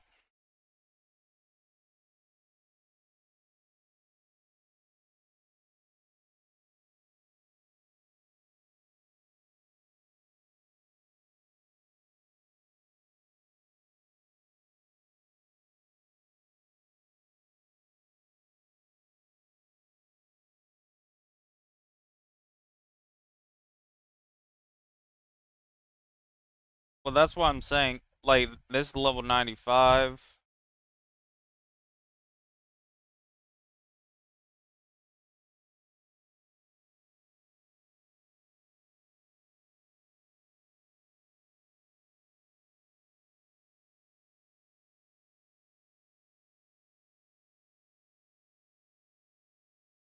Alright, how much? Alright, if I give you shit... Well, let me know how much extra this, the fucking... like, level 90s add. Real quick.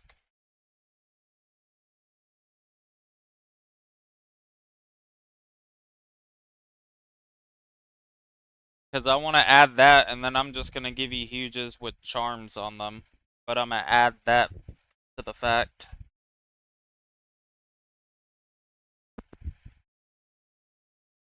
Nice. My macro just went off.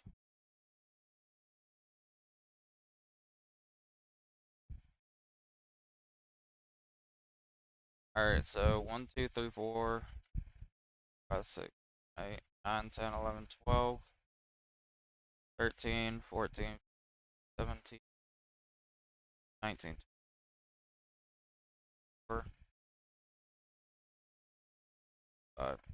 So now, so 88, 88, 87, 90, 90, 90, 90, 90, overload, overload, overload, overload, overload, overload, overload, overload, overload, overload.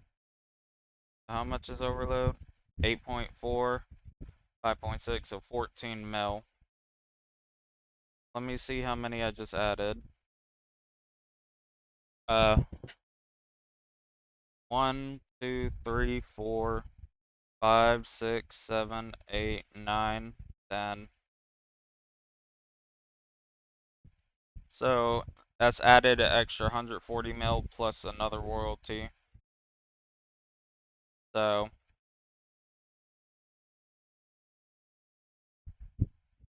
140 mil on that, or 145 on that, and then it's gonna be how much extra levels add. Had an ulterior motive. She was lonely, and very quickly she goaded the bisexual Davies into a relationship. He moved into Suzanne's house, with the motorhome still being kept in the backyard. Unbeknownst to Suzanne Allen, Davies still used it for sexual liaisons with men, and you guessed it, to occasionally have sex with dogs. What the fuck is going on with Australians in today's episode? Why is everyone a fucking weirdo? He also approached children on the street.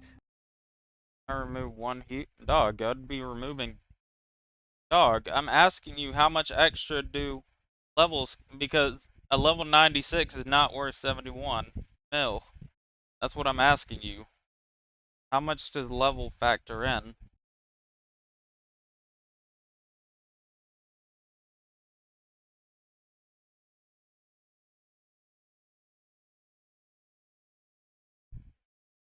Because like I said, besides the bottom 5, all of these are level 87 plus.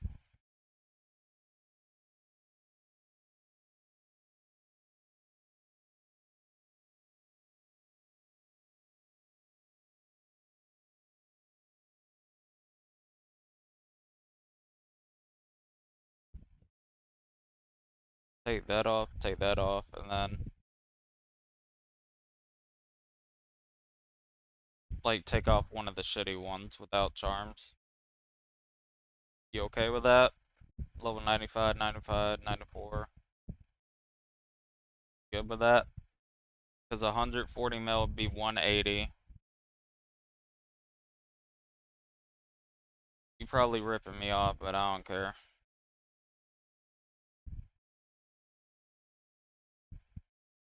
I need a book. I need this book anyway.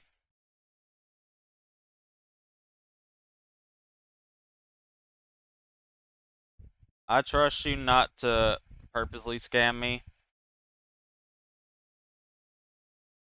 but you did, it's fine. I'm pulling up now.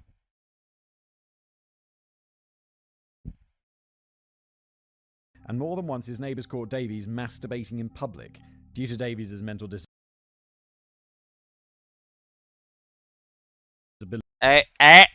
Nope, nope, hell no. You can't do that.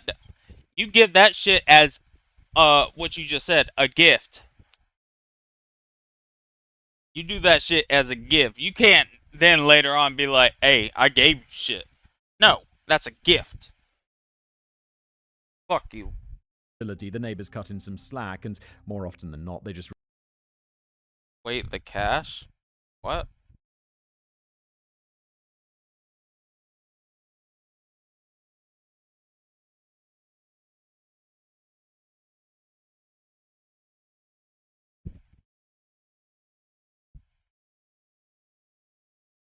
Oh, you give me cash back?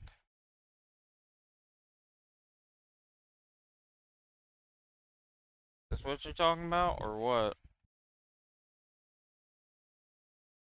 Oh.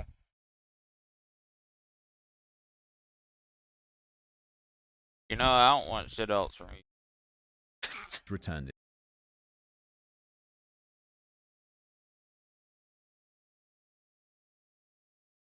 I hate you. I need once I might think about selling my bags at like 500K.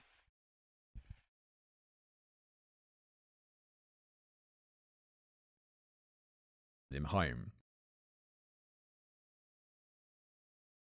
But I'll probably wait till I'm mill.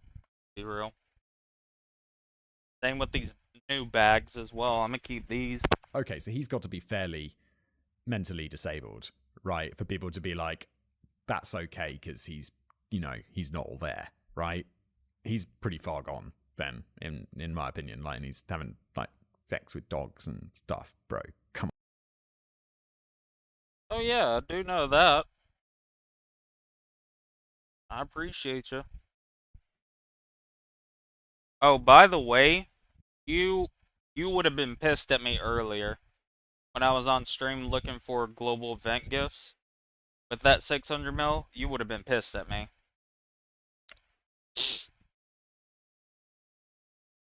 I was about to message you it, but I'm like, I know you're gonna be pissed. After like an hour of only finding like 1 to 5 global event gifts or whatever, I found a guy selling 600 of them for 850K per.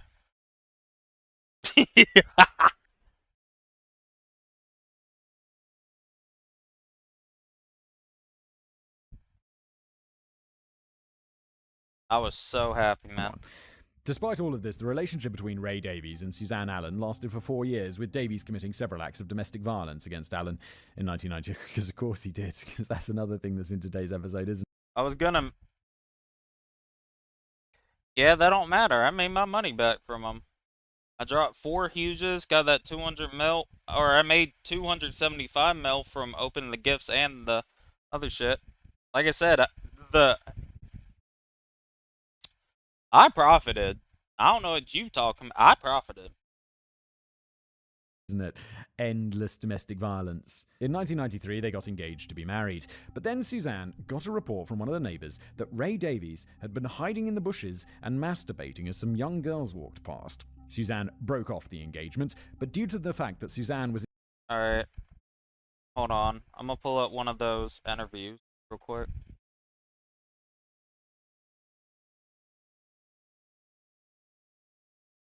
See, that's gonna take a while. I already have 2 things I'm trying to do that with.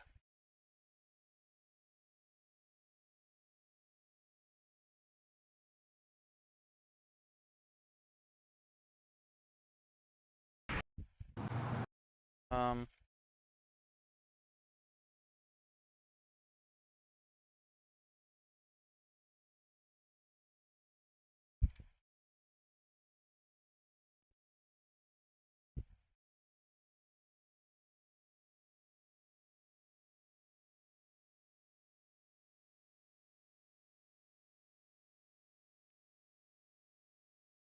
Alright, videos. Uh Hold on.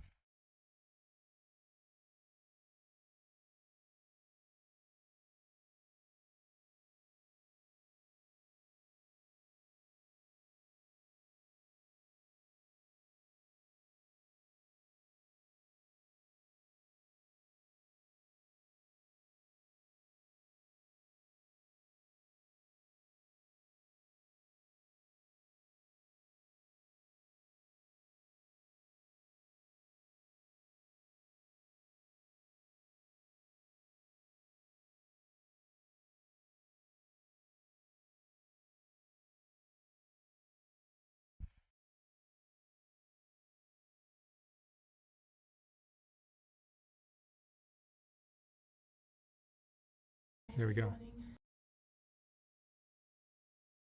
One's just kind of a drama video.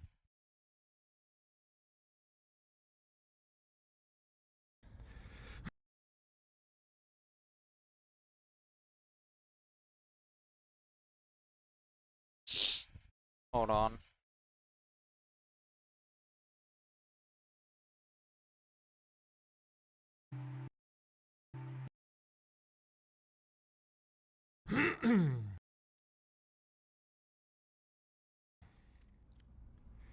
Hey, everybody. This is Mark. I thought I'd address something that a lot of people are have questions about. There's a young YouTuber named Tyler Oliveira, I believe his name is. He has a channel, Tyler Oliveira Investigates, or whatever, something like that. But he posted a video about the poverty in West Virginia, but he spent some time with the Whitaker family in West Virginia and asked a lot of questions about the GoFundMe that my channel has that benefits the family. And I thought I'd answer everyone's questions, because I'm sure if you've watched that video, you've got a lot of questions about what's going on with the GoFundMe for the Whitakers. This GoFundMe that I've had for years, since I've been interviewing the family, has generated a lot of money for the family. It was always designed to help them with their living expenses, and then end of last year we changed it to we started a new GoFundMe, and I tried to start a new one so it would look like this is how much money we're going to get for the house. And as we accumulated money for that, I was thinking, hey, we're getting closer to our goal. But the problem has been that Betty and Larry will call me every 2 weeks, every 3 weeks, and say, hey, we need money for a car. Larry wrecked his car. We need a new car. We need food. We need this. We need that. It's always an emergency, and they need money. And it is their money, that this money is, all these donations are for the Whitakers. And when they tell me they need money, what am I going to say? No, you can't have it. We're saving it for a house. So I give them the money.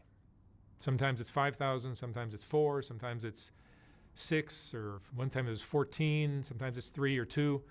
But it adds up. Every few weeks, I'm getting another phone call. We need more money. We need more money. We need more money.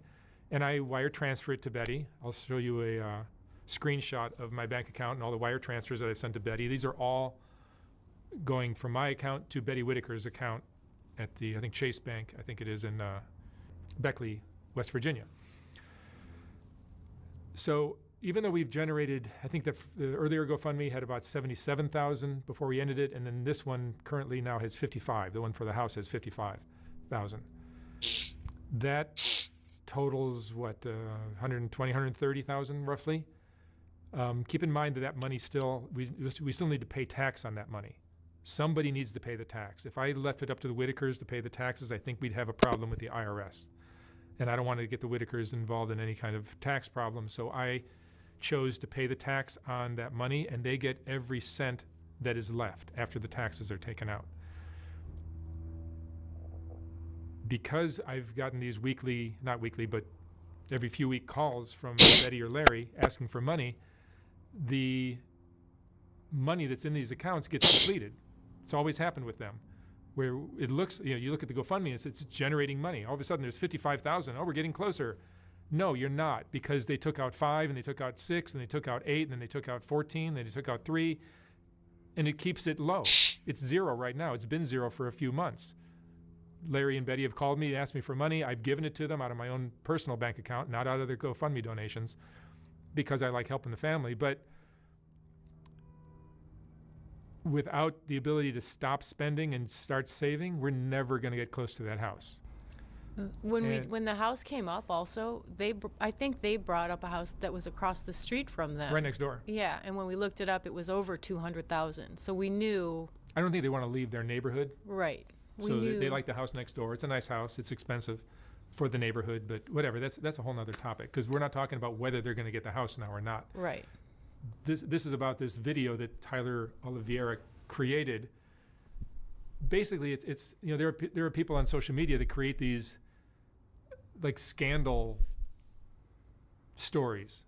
They're not factual. It's misinformation. They're misinformation. They're making up facts to create a scandal. Like, wouldn't it be juicy if Software Underbelly was collecting GoFundMe donations and not, he was keeping the money? Ooh, that'd be a really juicy story. So that's what he designed. He didn't ask me. He never called me. He did call me once to ask if I give them my contact info, but I don't want to give out the contact info of everybody I interview. How many requests for the Whitaker contact info did we get back then? So many. It would have ruined their life if all the people got their address. So we have to figure out a way to keep everybody from just going to the house and it becoming like I know where they live. You just gotta go see Simpas. A problem for them. So I made up excuses why I'm not going to give out the contact information. We've done that for a lot of guests, not just the Whitakers. Anybody asking for a girl's phone number or a girl's email, I always say no. That's right. Emailing us to get somebody's contact info is not the way to do it. But back to this problem. So Tyler creates this video. It's going to have 1 million views soon. His channel is bigger than mine. He's got a lot of followers. So he's basically ruining my reputation for some people.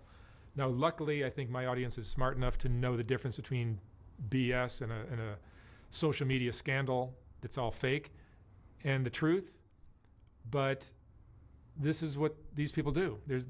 He's just one of many that create these scandalous stories. And it's like, ooh, he could have easily contacted me. He says, hey, Mark, my name's Tyler. I'm doing a video on the Whitakers or on the GoFundMe. Tell me what's going on with that. And I would have said, yeah, I give them money at least once or twice a month. Sometimes 5,000, sometimes more, sometimes a little less, and it adds up, and it's depleting the reserve of money that we're trying to build for the house. So now it's basically right around zero, and we wait for more donations, and then I give them the money. That would have killed his whole story. That's right. Because what he wanted was to make me look like I'm not giving them the money. They've gotten every single cent of any money that was ever donated. I have to pay the taxes, and everything else goes to them. That's always been the case with my channel's general GoFundMe as well as the Whitakers GoFundMe.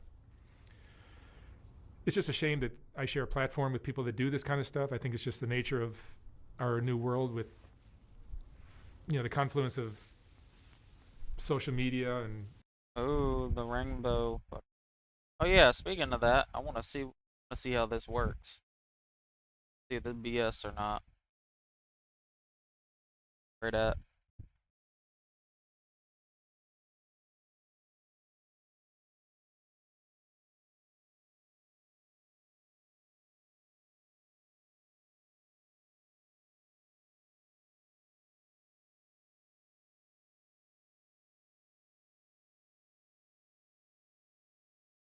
And it's just a race to create content, it feels like. That's all. Yeah, it's just freedom of speech and the internet to combined are dangerous.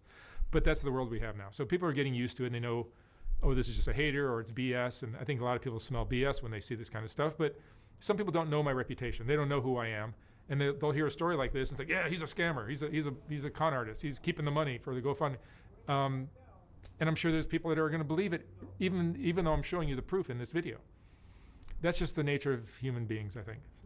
It's disappointing that that's the way it goes, but that's what's going on in our world. There's many viewers that actually reach out to us when things like this happen. So thanks to those viewers. The way I found out about it was somebody emailed us, I think, and told us this was going on. But my viewers are great. My base viewers are great. The peripheral ones that kind of like love scandals and love to hate, I don't know why they're even on my channel. I think they're just frustrated and bored. But if you look, like, what did Jesus tell us? Jesus tell us, fuck bitches, get money. I think that's like Jorge 3:16 or something.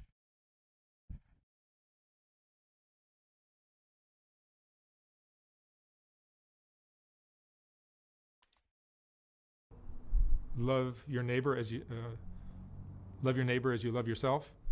I think another way to interpret that is, if you love yourself, you will love your neighbor. It's just natural. If you're happy with yourself, you're going to be kind to others. Mm-hmm. And likewise, if you hate yourself, you're going to hate others. That's just the way it works.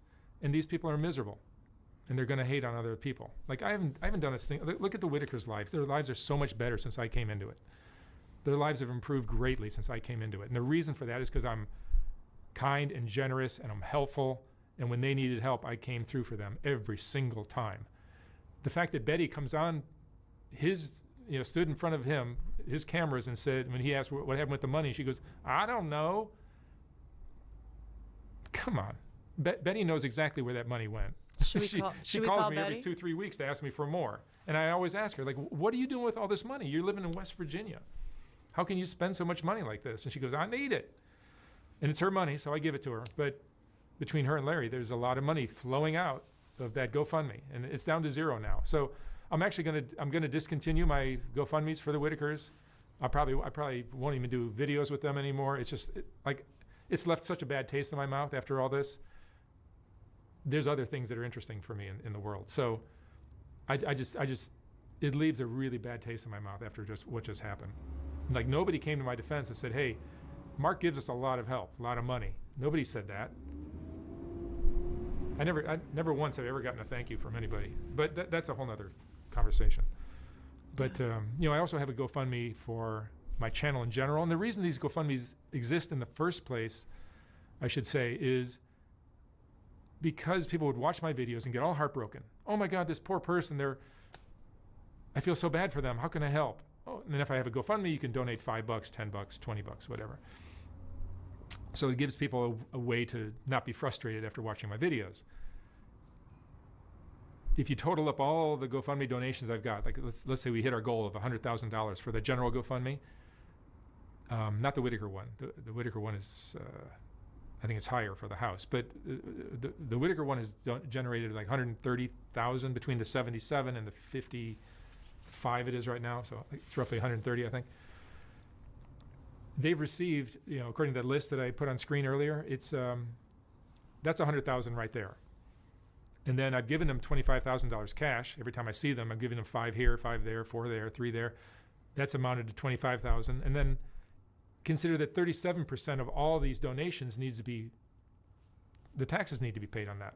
Who's going to pay that? So I pay the tax, the 37% tax, and everything else goes to the Whitakers. But back to my channel's general GoFundMe, let's say it generated $100,000. That $100,000 is shared amongst the 8,000 people I've interviewed. That comes to $12.50 per person. I can guarantee you I'm paying, especially the people on Skid Row, I'm paying them a lot more than $12.50 for these interviews. And then another thing to consider is 60,000 of that 100,000 went to one person. Another 20 or 30,000 of it went to another person that's on my channel. Because when they made it, people would make a donation, say, I want my money to go to this person or that person. So I would do that, and that leaves very little. So it's a matter of maybe $1 or a few cents per person. So these GoFundMes have been nothing but a headache for me. I'm gonna delete or take down all my GoFundMes. I'm no longer gonna offer a way to make donations. There's nothing in it for me except headache and frustration. Every time I start giving a person money, they start coming back and I'm praying you find that, because I have no diamonds for you. I've just spent all mine. Asking me for more, and they start getting vindictive if I cut them off or say no. So it's like I have to just continue the trail of money, and it comes out of my pocket every single time. So it's like, I'm just going to create videos. If you like them, watch them. If you don't, don't. I'm not here to... If I'm going to help somebody, I'm going to do it privately. I'm not going to tell anybody about it. This is not a helping channel, as I've said before. I might be a helping person, but this channel is not about me. It's about the people that are sitting in this chair normally. So that's what's going on. I'm sorry that this happened. A lot of people got confused and thought maybe I'm a scammer or a con artist. I'm not. This is just a case where this young YouTuber who's doing some irresponsible journalism decided not to get any input from me and just decided to take a story and run with it because he knew it was going to get a lot of views, which it has. I take the hit on that. My reputation gets tarnished. He makes a lot of money. I mean, I guess it helps me because I make a lot of money too when people see these stories and they go to my channel to comment something terrible about how I'm evil and terrible. But that's just social media. It's frustrating, but that's the world we live in. So that's what's going on. Hopefully this helps everyone understand perfectly that every cent is going to the Whitaker family, or has been. No longer. I'm done. They've received every dime that they need to get. I'm going to pay the taxes, and we're done. And that's what's going on. Thanks for listening. Do you want to try to call Betty? Oh, yeah, I could call Betty. Or Larry. Let's just call really quick and see what they say. Why not? Dude, I want.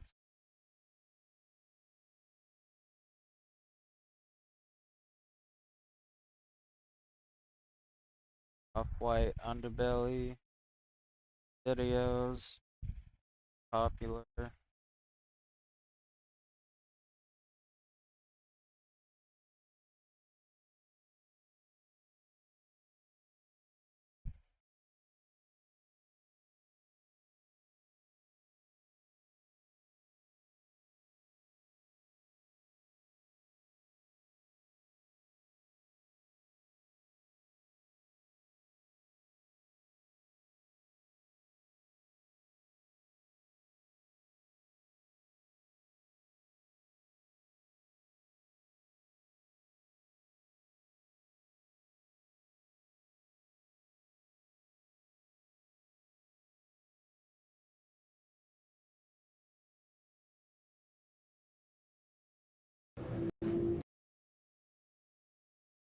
Ooh, got a good video. Skinhead. Skinhead video, yes sir.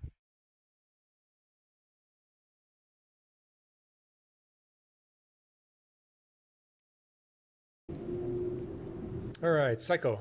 Yes. Psycho, where'd you grow up? Where are you from originally? Reseda, San Fernando Valley.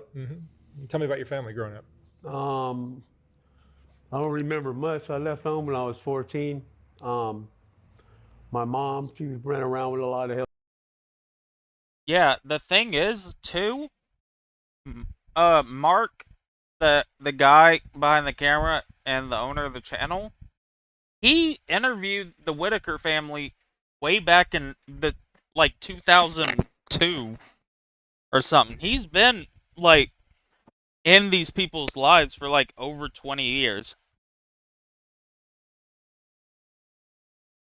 I legitimately just think the biggest issue is that, and it's gonna sound fucked up saying this, is they're dumb and don't know right from wrong. So they probably didn't think they were doing anything wrong when they said all that. That's the issue. They thought it was just like sunshine and rainbows.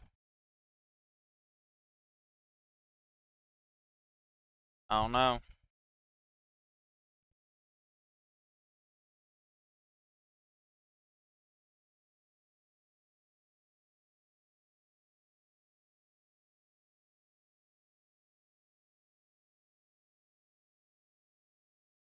Like I said, he's been in their lives, but that fucking dude, funny enough, the guy that made the video about him and that family, he recently became popular because another YouTuber tried to fuck with him, and he gained subscribers, and then he decided,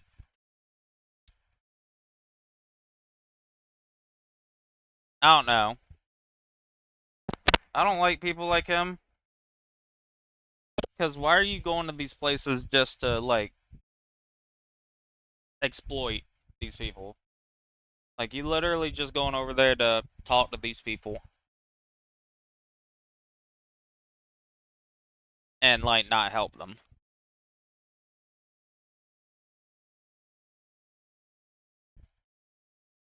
Cause, yeah, man, for sure. I bet you're so interested in knowing about these incest people.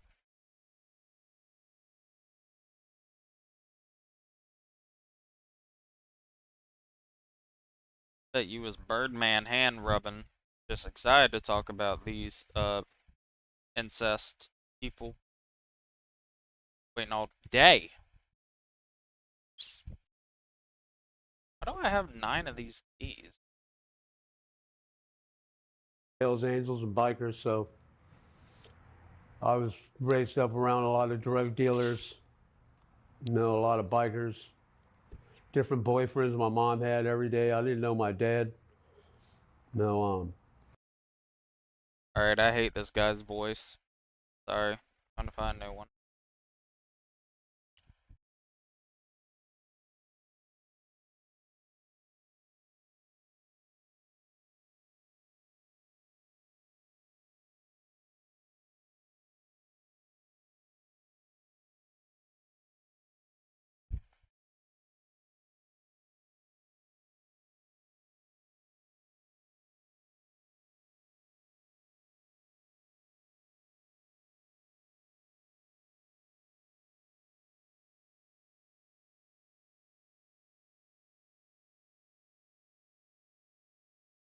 God damn it, I'm gonna kill myself if it does that again.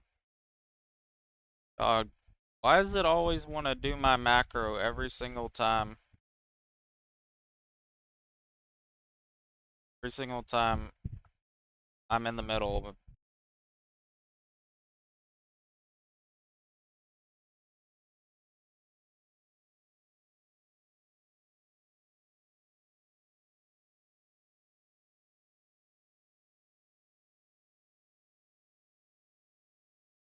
Oh, yeah, we can watch this. I remember watching this, Yeah, but this was like way back when. Alright, Del, what do you think this is about? What do you think this video gonna be about?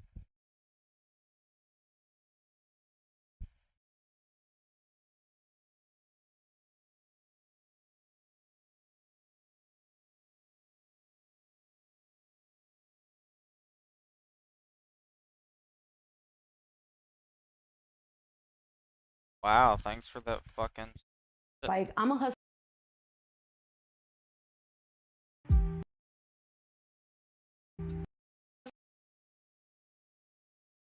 If you guessed that she was a pimp, you're right.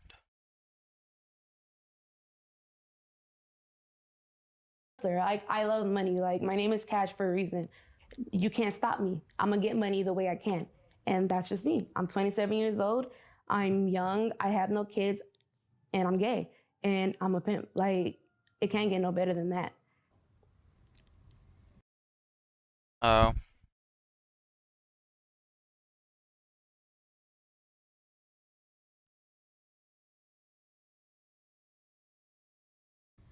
Sabrina. Yes. Sabrina, where'd you grow up? Where are you from originally? I am from Compton, California. I grew up off of Bradfield and Rosecrans. I'm from Mob Piru. So you have a gang Yes. past? Yeah. Yes. Which gang is this? Mob. That's a blood gang? Yes. Yeah. And tell me about your family growing up. Okay, so my mom got pregnant at 13 years old, and my grandfather. Yo, that's your people, Del. Yes, sir.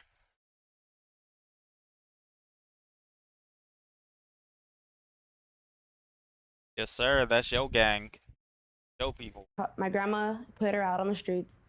When she had me, she gave me up to my grandma and grandpa, and they raised me till I was 2. My mom took me back. She was into drugs, sherm, acid, meth, whatever. Hold on. I've heard that.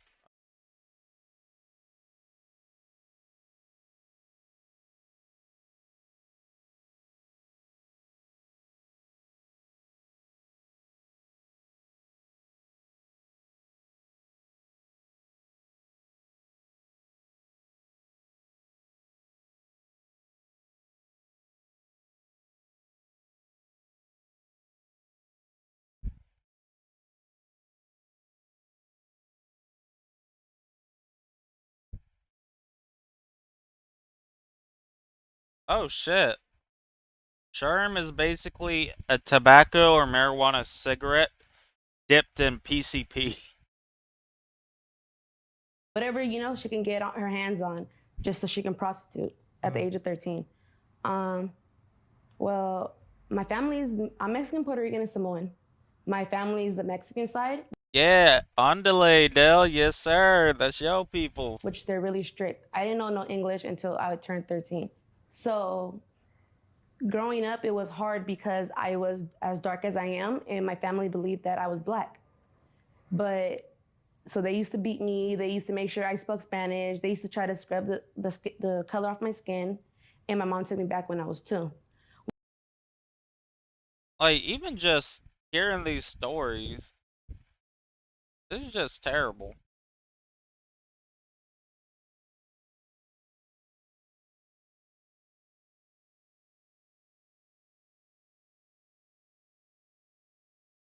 Like, watching these videos make me realize I'm glad I was good growing up. So her mom gave birth to her at 13, gave her up, to live with the grandparents, and then I guess at 15 she took her back. When mom took me back when I was 2, I used to be with her on the stroll, the whole stroll, all hours of the day, hours of the night. And you were how old? I was 2. 2 years old. 2 years old. And your mom is working Figueroa Street? Figueroa, Long Beach. Long Beach was her main one. Long Beach Boulevard. Yes. Then my grandma took me back when I was 5 years old. And when I was 8, my mom came and picked me up and told me that she was trying to get out of the prostitution game, that she's trying to get away from her pimp, and she had to tell me a bunch of stuff. So we parked in Watts, California, and she told me that she loved me, to be good for my grandma and my family, and that she's sorry and everything will be okay. 2 minutes later, she got out the car, told me to lay in the back seat. I actually got back up after she closed the door, and I watched her get killed. She got shot 17 times by 3 pimps. I watched it all when I was 8 years old. The ambulance and police came. Damn, what the fuck she do?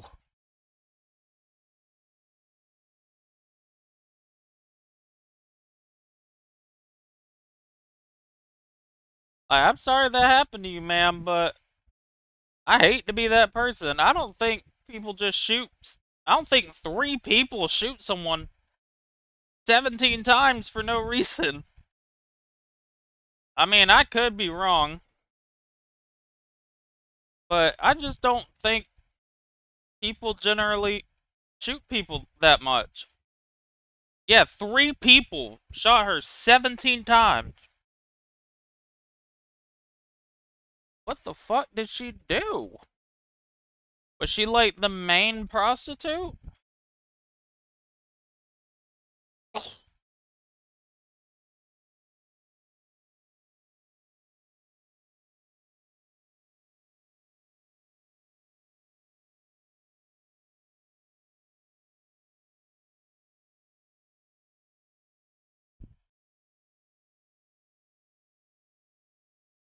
Um,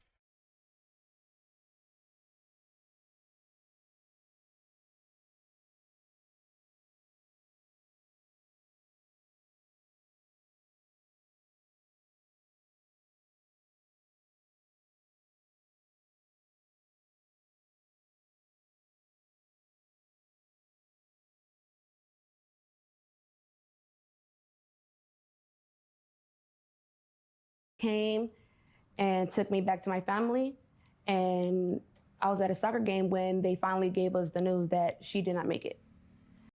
yeah, I could have told you that. Like, what? Yeah, no shit she didn't make it. She got shot 17 times!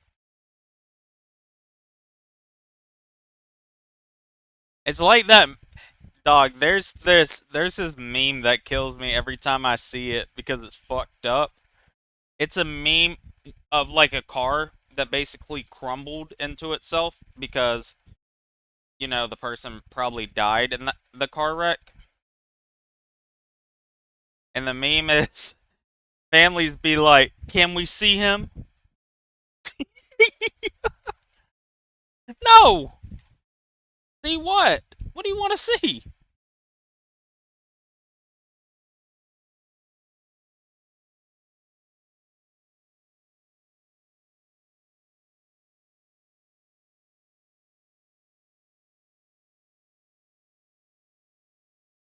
You watched your mom get murdered? Yes, at 8 years old. So at 9 years old. What street was this on? This was off of 108th, and I don't know the other street, but it's off 108th by Grape Street Elementary. Wow. So yeah, so at 9 years old, my grandfather came and moved in. I was one day.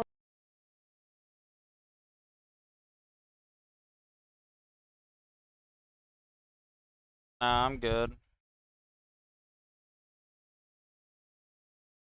I ain't got nothing for you right now, my boy.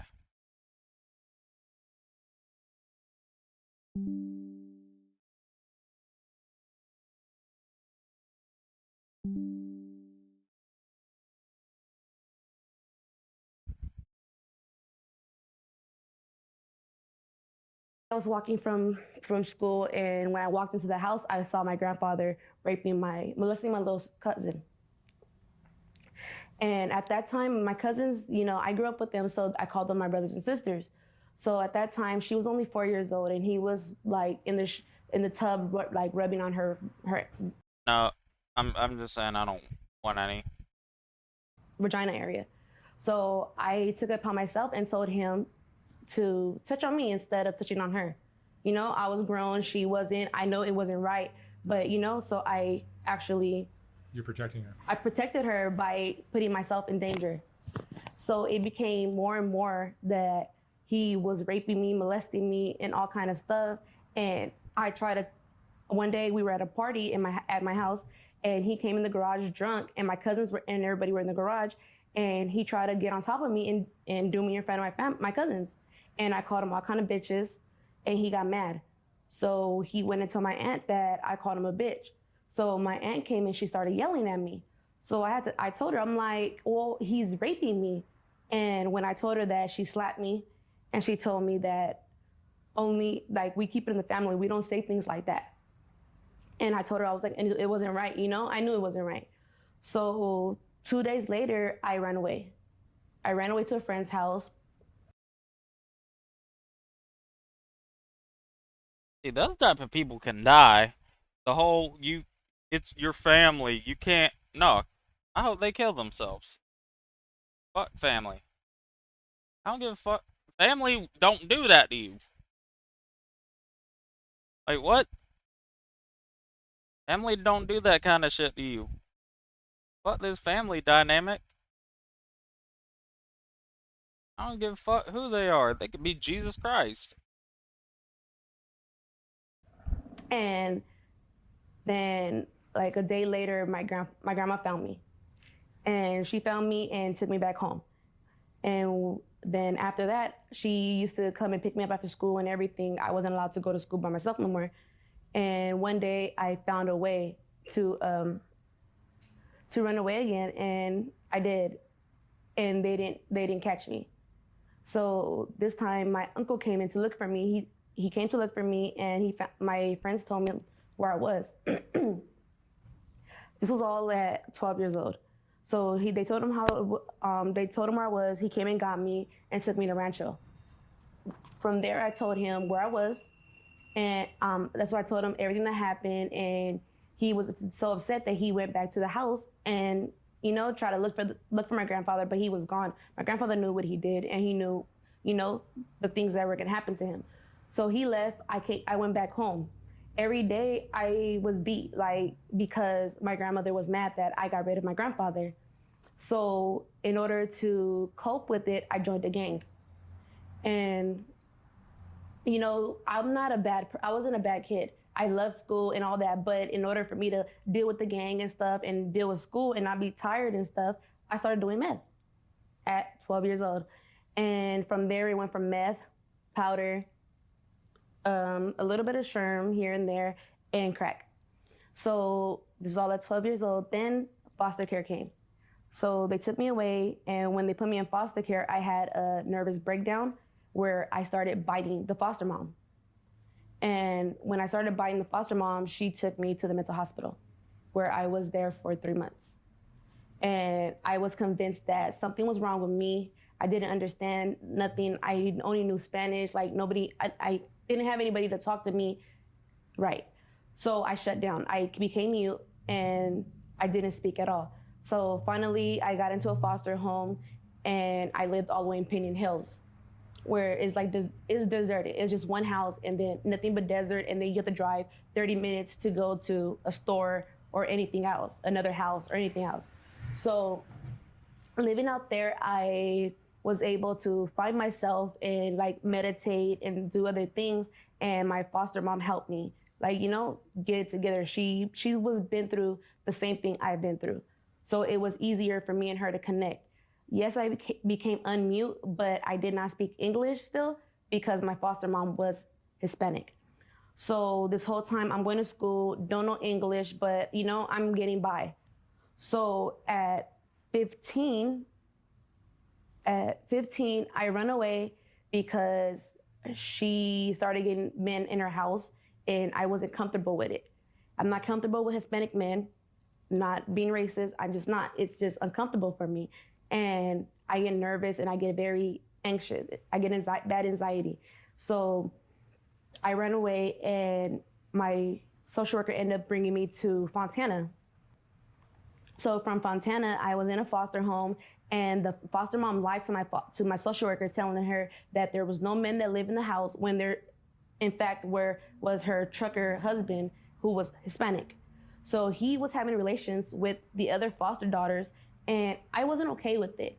So one day when he tried to sneak into my room, I cussed him out, and the next visit that I had with my family, I let them know that I'm being like molested again, and they gave me a cell phone and told me to call them when I needed them. So when that happened, he came into my room again, and I called my family. When that happened, he slapped me. He slapped me because I wouldn't give him my phone, and then he told his wife that I had a cell phone and I was being disrespectful, and he heard the phone go off, and that he came to my room just so he can get the phone because we're not allowed a phone. So when that happened, she came to look for my phone. She couldn't find it because I hid it in my jacket. So when they had left the next day, I ran away. I packed my things and I left. I went to my best friend's house and I explained to him what was happening, and his mom allowed me to stay with her. They were African American. So I was staying there. While I was staying there, I was hidden. Mind you, I'm AWOL. I ran away from foster care. My social worker doesn't know where I'm at. There's a warrant out for my arrest. And I'm living with another family. And they're teaching me English. I'm teaching them Spanish. Like, I'm not on drugs no more. She helps me get back into high school, and everything's going great. So, but one day, we were caught at the store stealing, and I got arrested. I was arrested for 3 months until my social worker found me. And when my social worker found me, she sent me to a home in Rancho Cucamonga. At that home, the mother was young, and she liked the club, and she had kids who were pimps. And they had hoes, and they'll bring the hoes will bring their kids to me to watch them, and I'll get paid for that. So, but as I'm watching the kids, and he's teaching me the game, and like, this is what this is, and and I told him, like, I'm gay. I like women, So he was just like, well, then I'm gonna teach you the game so you can become a pimp. So he's giving me weed. We're smoking. I'm back on drugs now. Boom. Started off with weed. Then he started doing a little lean in it, and then a little crack. So from there, I'm getting high as hell, and I'm still going to school. I'm still doing doing everything I'm supposed to, until one day my foster mom gets a boyfriend, and he's Belizean, and she goes to work one day, and he tries to, again, sexually harass me because I'm not giving him no play, because I told him I'm gay. He doesn't believe pretty women should be gay. So therefore, he started trying to molest me. I let her know. She was unhappy with it. So one day I asked her, can I go to my best friend's house for a Halloween party? And she said yes. So I go. When I go, the buses are stopped running. So the bus stopped running, and I called her and I let her know, like, okay, can you come get me? Because, the party's over. She was just like, no, you ran away. You did this and that. Like, I don't want you back. So I called my social worker. I let my social worker know what's happening, and I go and I stay there. So I'm getting high because I'm worried that I'm going to go back to jail, and like, I'm crystalled out of my mind, like, just so crystalled out of my mind. So when I call my social worker the next day, she tells me that it's okay for me to stay where I'm at. So I stay there. I go to I'm in high school, and every day at this foster home, I'm fighting her daughter. Every day, like, it was a constant go. Like, every day I wake up, I have to fight. Every day, this and that. Like, it was so dramatic in that house. It was so uncomfortable for me to live. But yet, I still did everything I was supposed to. I went to work. I went to school. I did everything. I graduated a year before I was supposed to graduate, and I was just working that whole year. So I would pay rent. I would do everything I was supposed to, watch the kids, all that. And when I graduated high school, I paid for all my own high school experience. And after that, I went to college. I got an AA in sociology, and I was sober for a little bit until I got put out of the house. And when I got put out the house, I was forced to go live with her daughter. When I went to go live with her daughter used me just so I could babysit the kids and so she can get money off of me. And after that, I just called my old foster brother and I told him, like, I need money. I'm tired of just sitting here in the house. I'm tired of being broke. I'm tired of being like bothered like this, and I want money. So he took me out to San Bernardino off of G Street, and he was like teaching me, like telling me like, oh, this is this, this and this. And now I'm getting high again with him, popping mollies, popping e-pills, getting high and leaned out and just awake all night, all day, just so I can be able to learn the routes. So once I learned the routes, I called my little friends that liked me and stuff on Facebook, and I let them know like, oh, do you want to make extra money? This is this, this and that. And so they were just like, yeah. So I go pick them up and I put them down. Money starts coming in. I learned how to post them. I post them on Craigslist, Backpage, Redbook, Meet Me, all kind of websites that I can put them on just so I can make money. And the money was flowing in, and I got addicted. So I started getting addicted, and that's when I started pressing crystal hard. I started slamming it. I started smoking it, started sniffing it. Whatever I can do with crystal, I did it. I chiefed it up back there, and I just, anything to get a high so I can be okay with it, And as a woman, I couldn't be in the car. It would be suspicious. So I used to dress as a prostitute and go down and, be around the girls. And in order to stay warm, I had to do other drugs. So I did crack. And